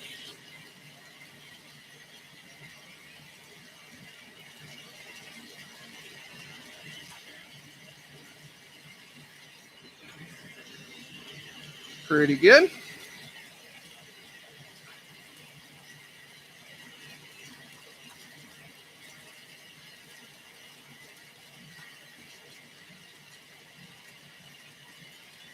I think for the back color, I'm going to use Mystery Adventuring. It is a greenish, purplish, bluish, sparkly color. It does like all kinds of weirdness. Its primary colors that are produced out of it, though, are green and purple with a little bit of sparkle to it. So we're going to put this on there, smush it around, put it right in the center, smush, and pull. And now you can see we got our back.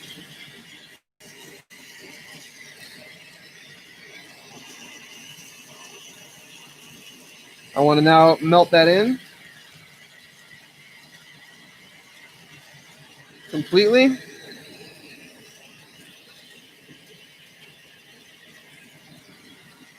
Now I'll add a handle to the bottom.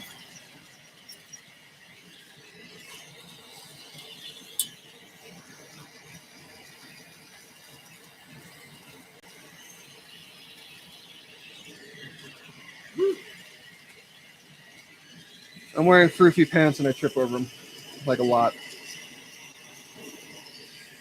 So now we're going to heat this spot right above the bead.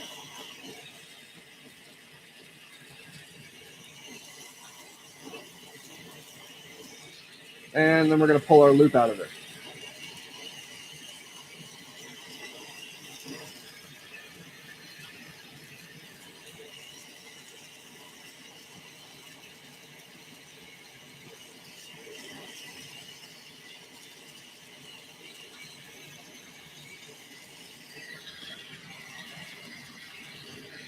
Flat side up, down and away. Hold it, flip it, and back down. This is a slightly heftier pendant than most, so I made a slightly heftier loop.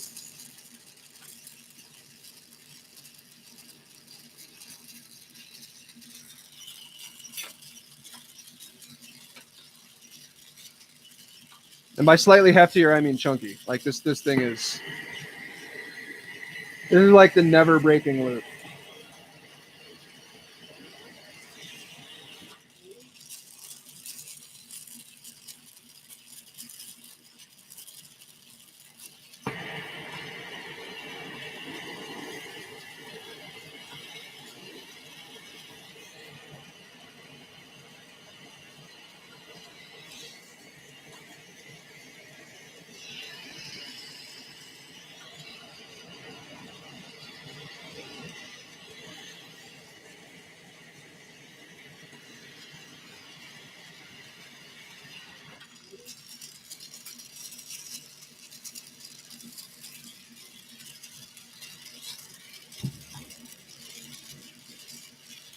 So that one will show up way better in pictures. It's pretty cool. It's got 4 little mushrooms sticking in there real nice.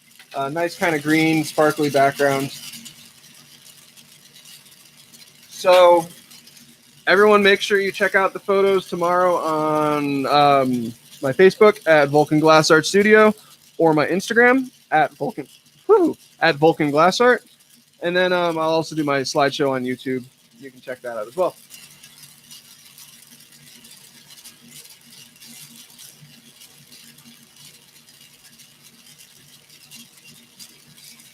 All right, so I think I got 2 more projects that I plan on doing today.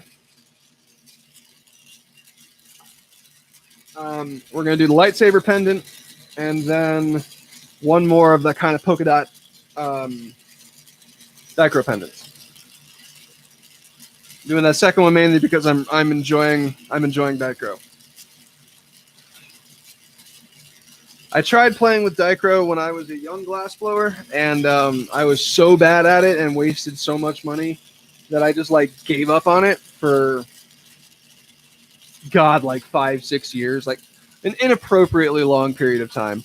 So I just started playing with it again, and as it turns out, you get better in 5 or 6 years, and now suddenly it's not even really a problem. So I'm kind of making all of the stuff that I haven't gotten to make for 6 years with it. We're gonna get the one. Have you warned him that we're gonna, like, if he introduces himself as Neo? Like, I can't fight him, man. If I'm just gonna be like saying Morpheus lines the entire time.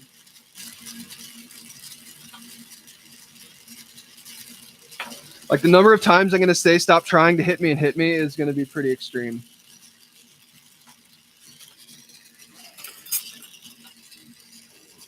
So you should at least warn him that like 75% of the people at this thing are kind of assholes.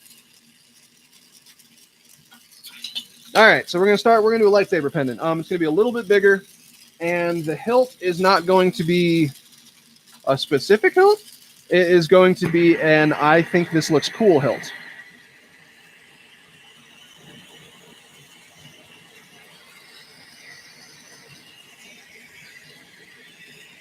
So we're gonna start by thickening this black up a little bit.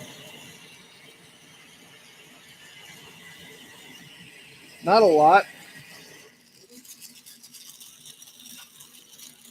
But the saber is going to be, the hilt of the saber is going to be just a little bit bigger than probably is realistic for the size of whatever blade I put on here.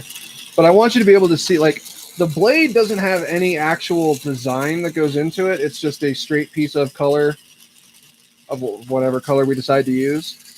So the hilt is where all of your design work gets to go. So you want to make sure that you really spend some extra time making that hilt super cool.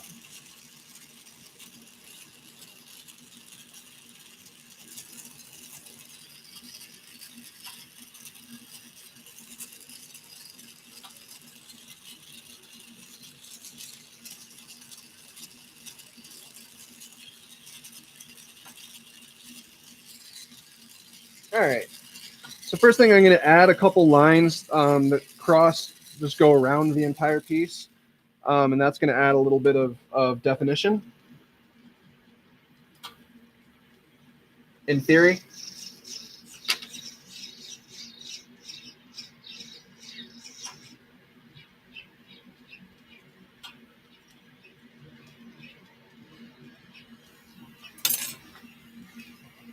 Now I want to melt those in.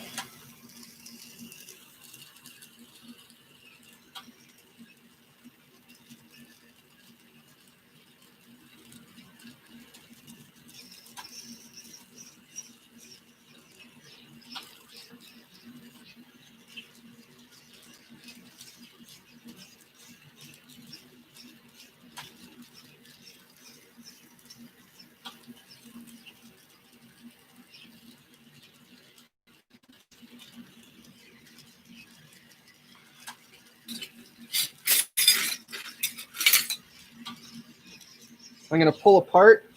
Ooh, where's my finger?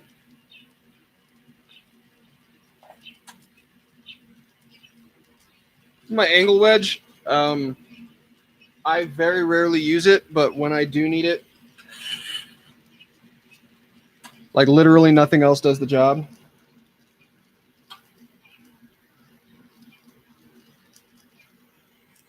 So what I'm going to do is pull part of this. I want to constrict a very specific spot, basically right where I drew that first gray line. I want to constrict it right there. So we heat up that spot, bring it over to the thing. Ooh, it's in a really bad spot, and I'm totally going to burn myself if I use it there. This is why I don't use this thing. Like, I like it, and it's super essential for like exactly what you need it for. But there's no good way to put it somewhere and have it be accessible, but also out of the way. Very irritating.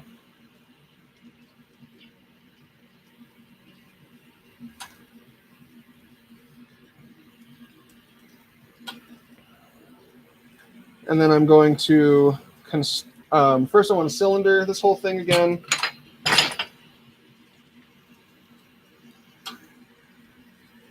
And this time when I cylinder, I'm going to pull slightly.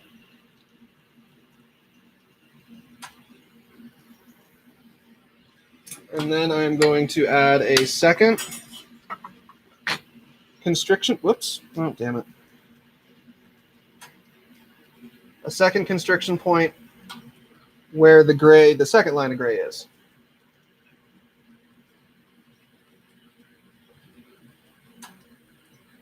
And I'm over constricting here because I'm going to reduce the amount of constriction when I recylinder this piece out. I just want there to be lines there.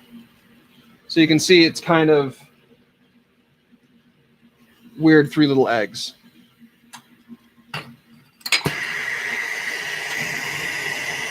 So now we're going to heat this all up. And I'm going to cylinder it out.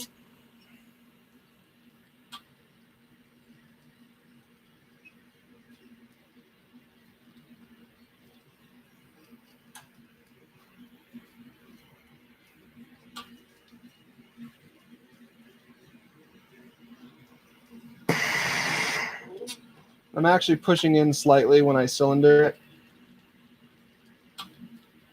so that constriction point becomes, okay, that's good that you warned him. That constriction point, I want it to be very sharp. I don't want it to be a V, I want it to be a spot. And so by heating them up, putting it in the cylinder and pushing it together slightly, you're going to maintain it because you do want it to be there. You want it to be visible. But you don't want it to be extreme. And this one's not going to be perfect. The stringer I used was a little too thick, so some of the gray is bleeding over the constriction point. Not the biggest deal in the world. All right, so now, we're going to do one of those lightsabers that has like, its emitter is kind of this like thing on top, like you have the blade and then the emitter. So I'm going to do that, and the emitter is going to be in gray.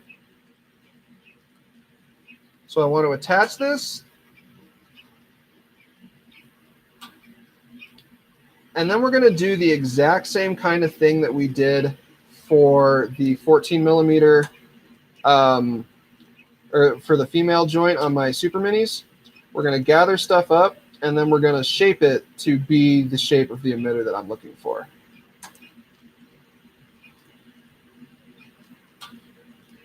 Disclaimer, this may end up looking like total crap. I have no idea. I haven't made one of these in probably 10 years. But I felt like I should at least try.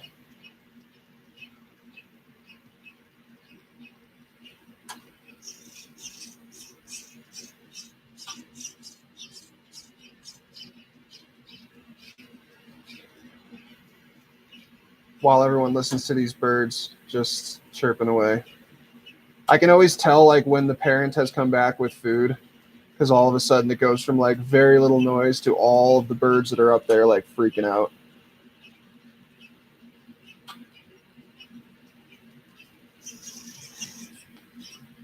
All right, so now I've got a basic cone shape for the emitter. I'm going to press this down and get this nice and flat.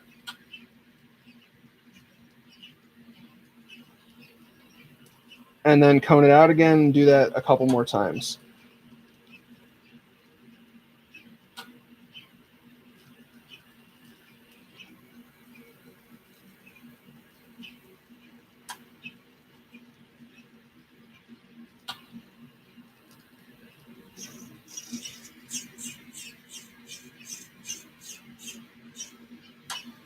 Good. So you can kind of see how the emitter sticks out like that. And I tried to give it that nice lip that it always seems to have in the movies. I don't know that I succeeded, but whatever. It looks okay. All right, so now we're going to add, well, first we're going to heat the whole thing up. And now I'm going to add my buttons.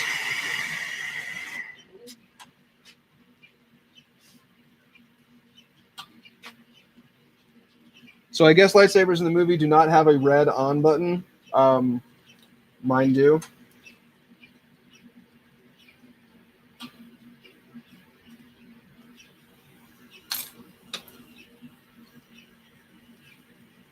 I feel like all important buttons should be red, and turning on a lightsaber is a super important button, so it should be red.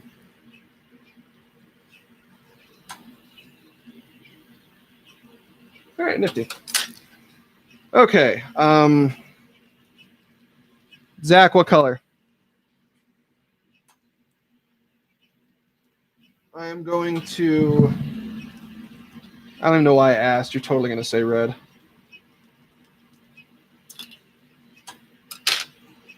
So now I want to add some texture to the bottom. This is actually inspired by our friend Hunter's lightsaber, which I kind of hate. Because it like digs into your hand when you're using it, but undeniably looks awesome.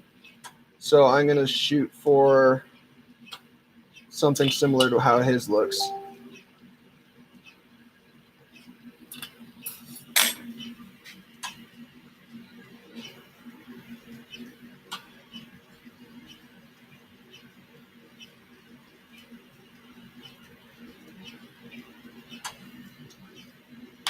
Ooh!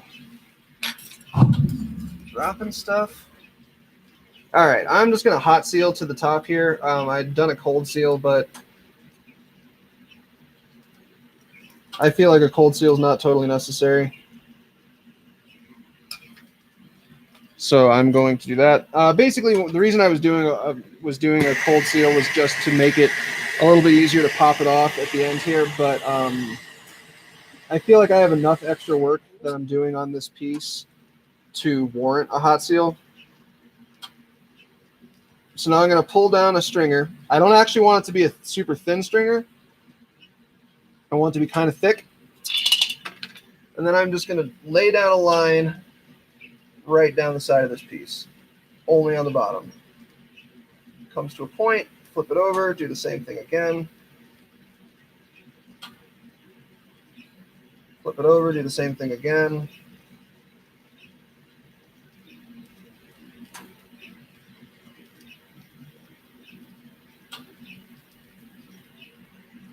just like that.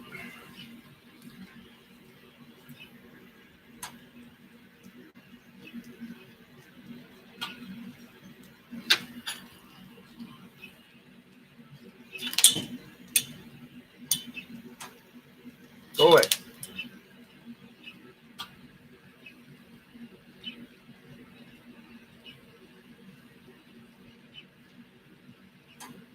All right.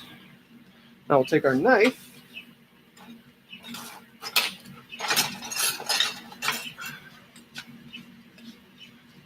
That surprisingly I didn't have to look for, and sharpen these all up.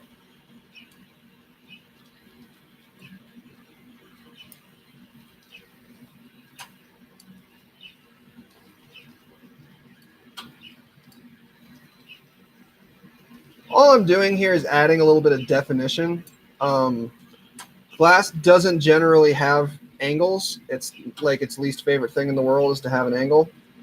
So by adding some angles into this, it defines it a little bit more.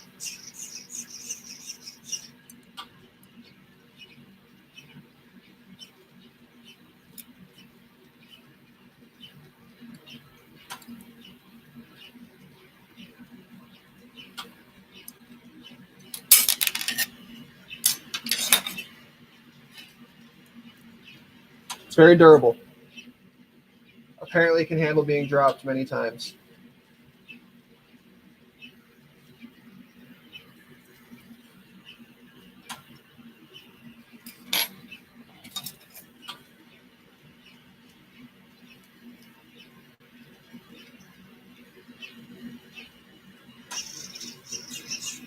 All right, sweet. So now we'll add a handle to the bottom, and I'm going to set that in the kiln and make the blade.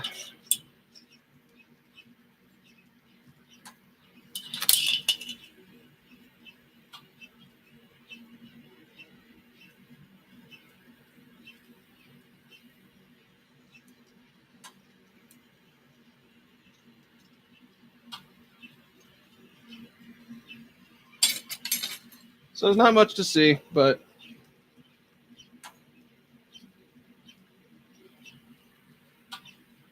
I'll get rid of this thing.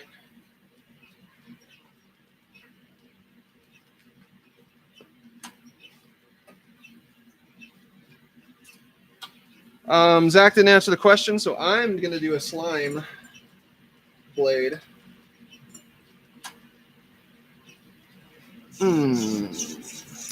I'm going to do a sea slime blade because it's going to look cool.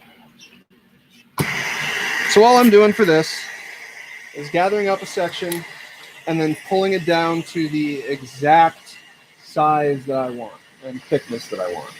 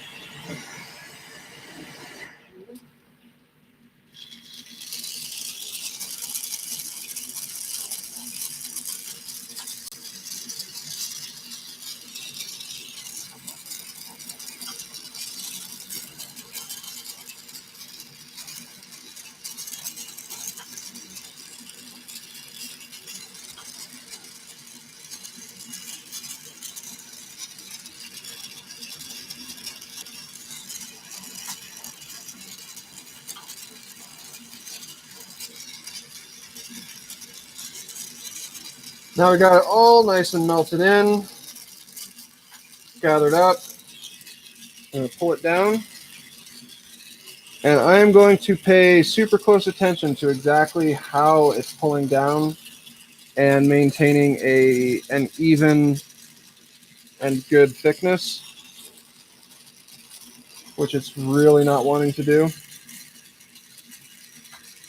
Yeah, that sucks. We're going to try that again.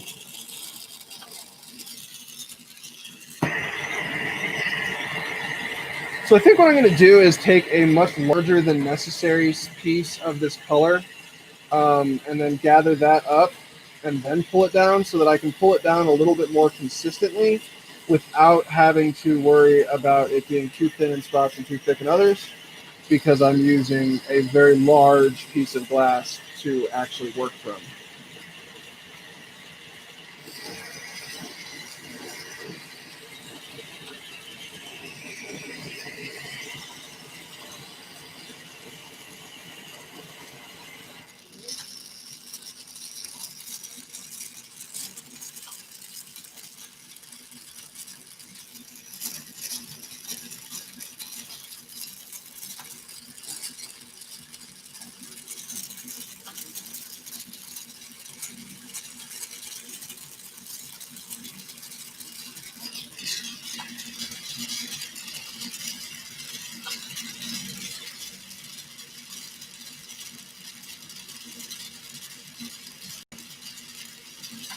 All right, I like that.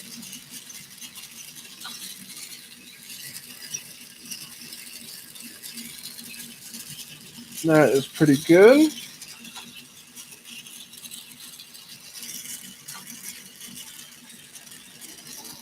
Gonna melt off the spot that I want to attach, that I want to use to attach to my hilt.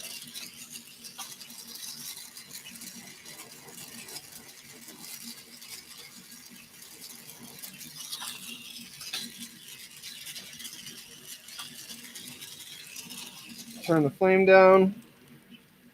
This attachment is super important. I want to make sure that both the hilt that I'm attaching to and the base of my blade are insanely hot. That way the attachment will just go real smoothly.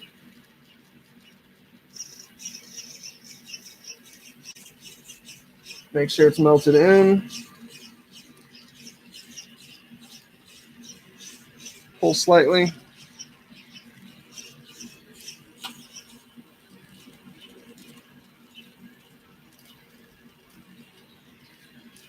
All right, so I have to add a loop to this since it is a pendant. So I'm not going to take the piece off at the blade. I'm going to take it off at the base here. And of course I had a piece decide to lift up on me. Go back and fix that.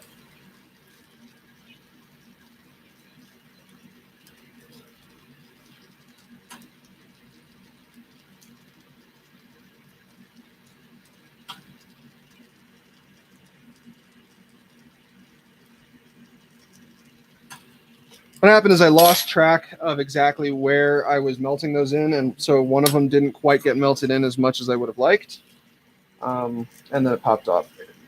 It happens. Luckily, it popped off in such a way that made it super easy for me to fix it. Now we're just going to heat this knuckle. The loop on these is going to be really thin, not super thin, but thinner. So I actually want to use a stringer as the basis for my loop instead of using a full rod. And on this, if you've seen me do a Christmas ornament, this is how you do the loop on those as well. Rather than do the structure ahead of time, you're just going to attach that, and then I just kind of loop it with the tweezers.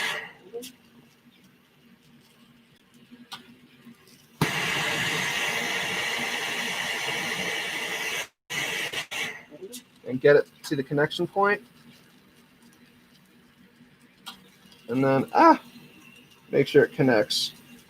And then we melt that in real nice.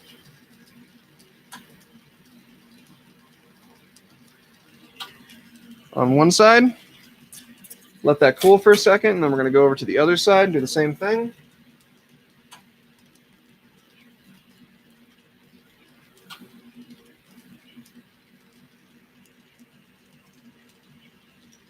Perfect. Now we'll shape our loop slightly.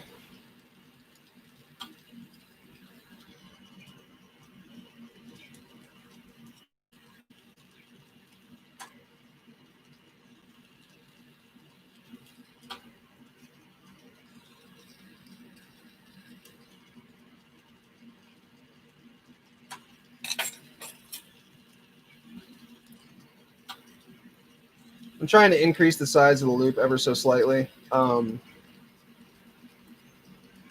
for reasons.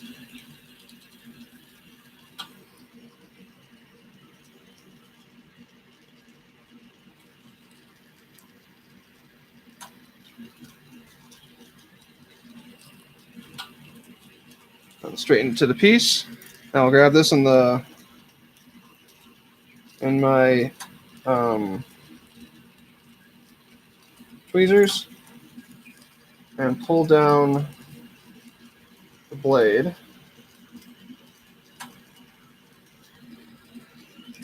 There you have it. So that one seriously is going to be like a much better picture tomorrow.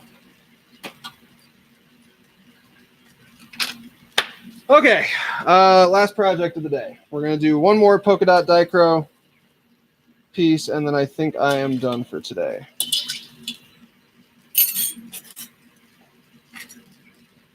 Yeah, this should be fine.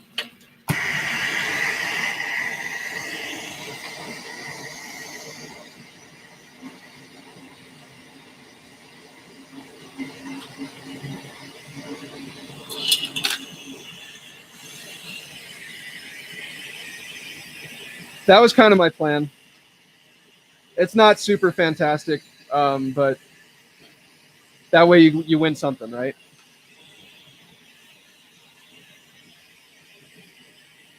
Oh shit, that was a really good idea. I didn't think of that. For the next one I do, I actually have this stuff called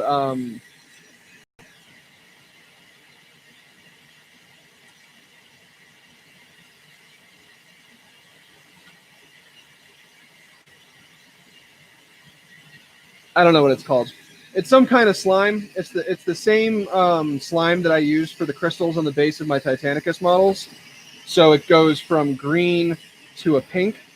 I wish they had a green to red CFL. That would be freaking awesome, but they don't. So I'll do the next blade in that I think it's called Sunset Slime or something. That's a CFL green to pink. That'll look really cool. That's a good idea, Zach.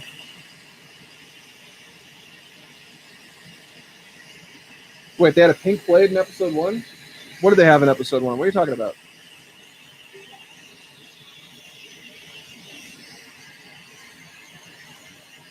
Okay, so basically do your gather, make a disc.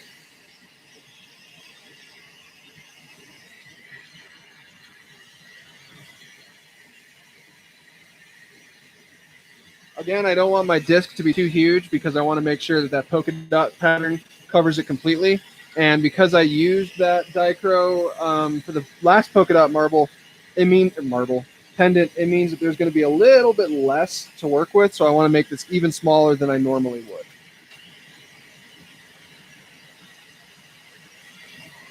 Grab our dichro, add it to a rod.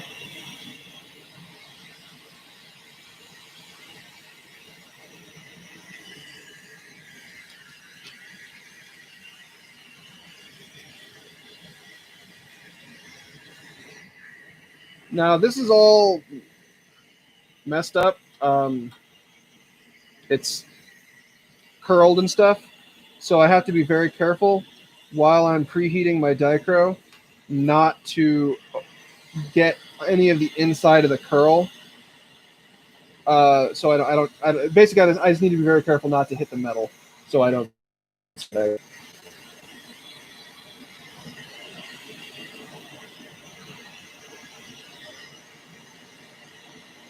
All right, pretty much ready.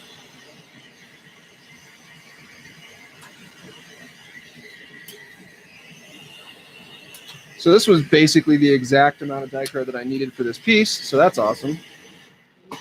We'll go around and roll over the edges.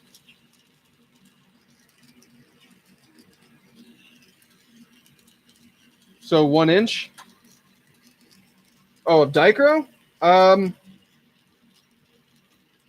It's about a 3/4 of an inch square.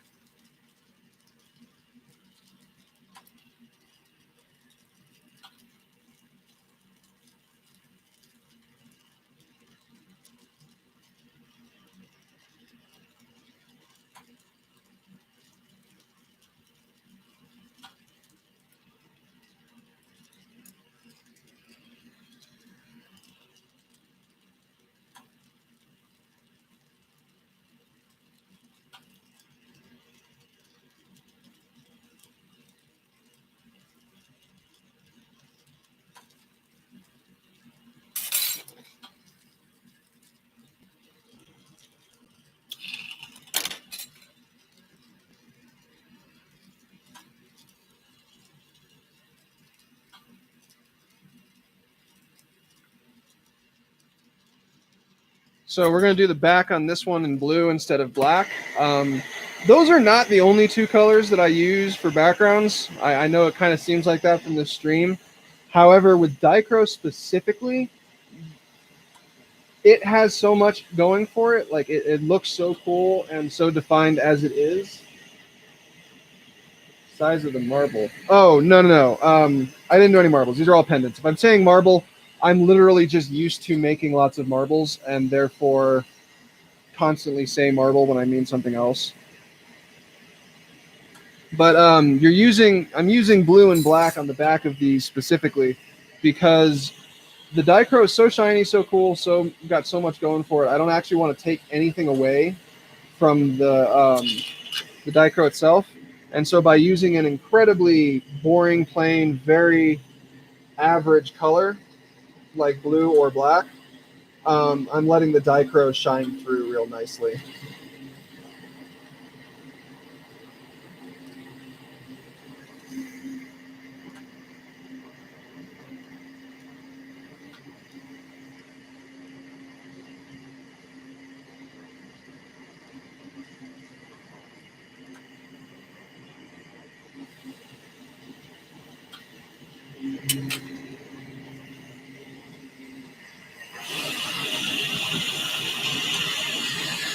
No worries.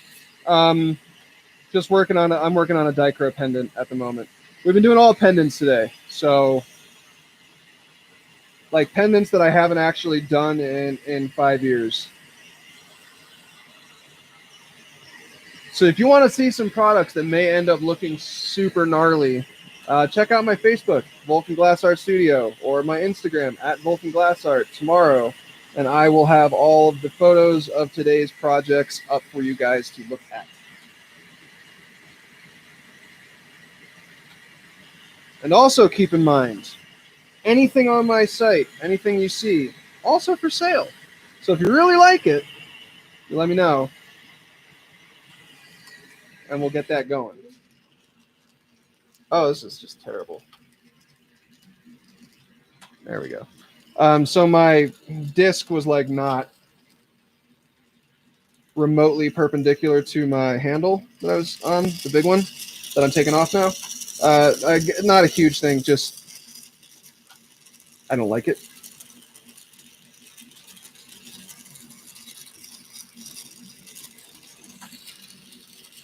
When did you answer? Oh yeah, you answered like after I already had the blade pulled. Come on, man. Gotta stay on top of that ship.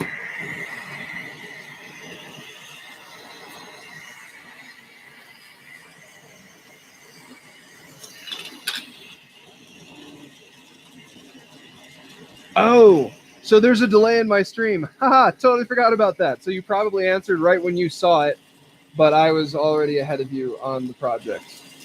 Need to remember that when I ask questions of the chat. So my bad.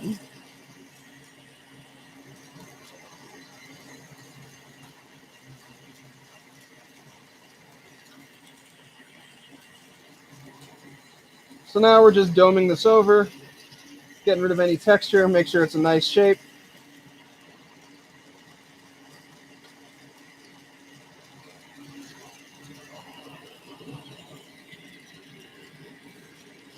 Looks good.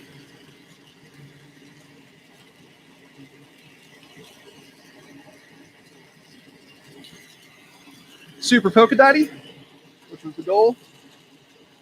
I'm going to use the rest of my blue here for the loop.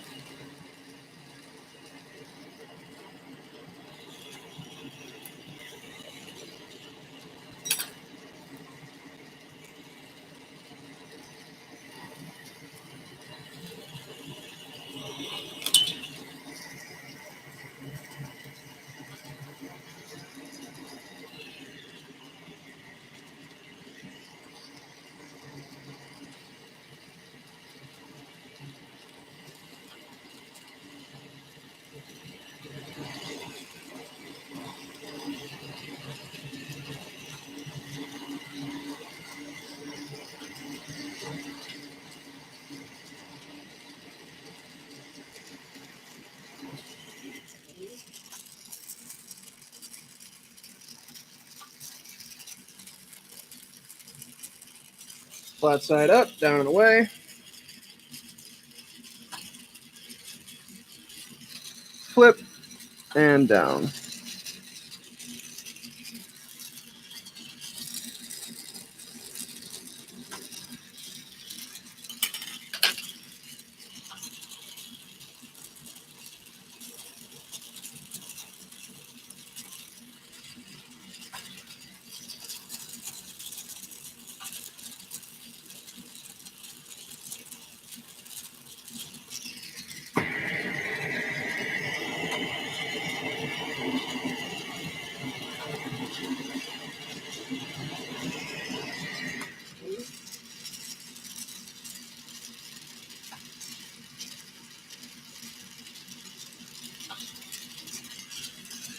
There you have it.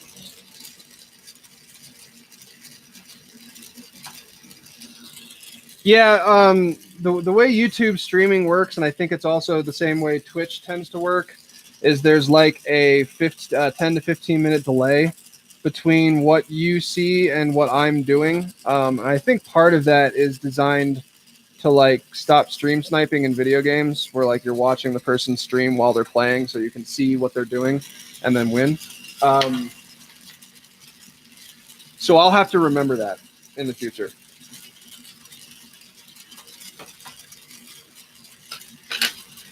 Okay, so that is going to be it for today.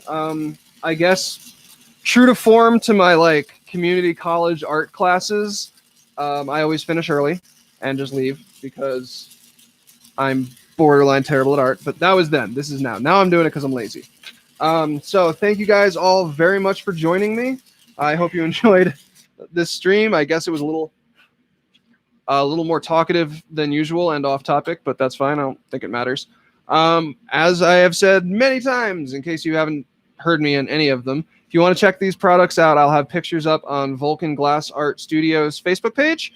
I will also have them up on my Instagram page at Vulcan Glass Art. And then if you want to support the channel further, feel free to check out our Patreon at Vulcan Glass TV.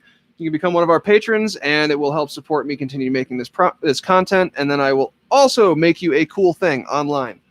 Also, all products that are made, like live on air right now, for sale. Check them out. Yeah, that's pretty much it. Sunday, I will be doing another pipe stream. I am not sure what I'm going to be making.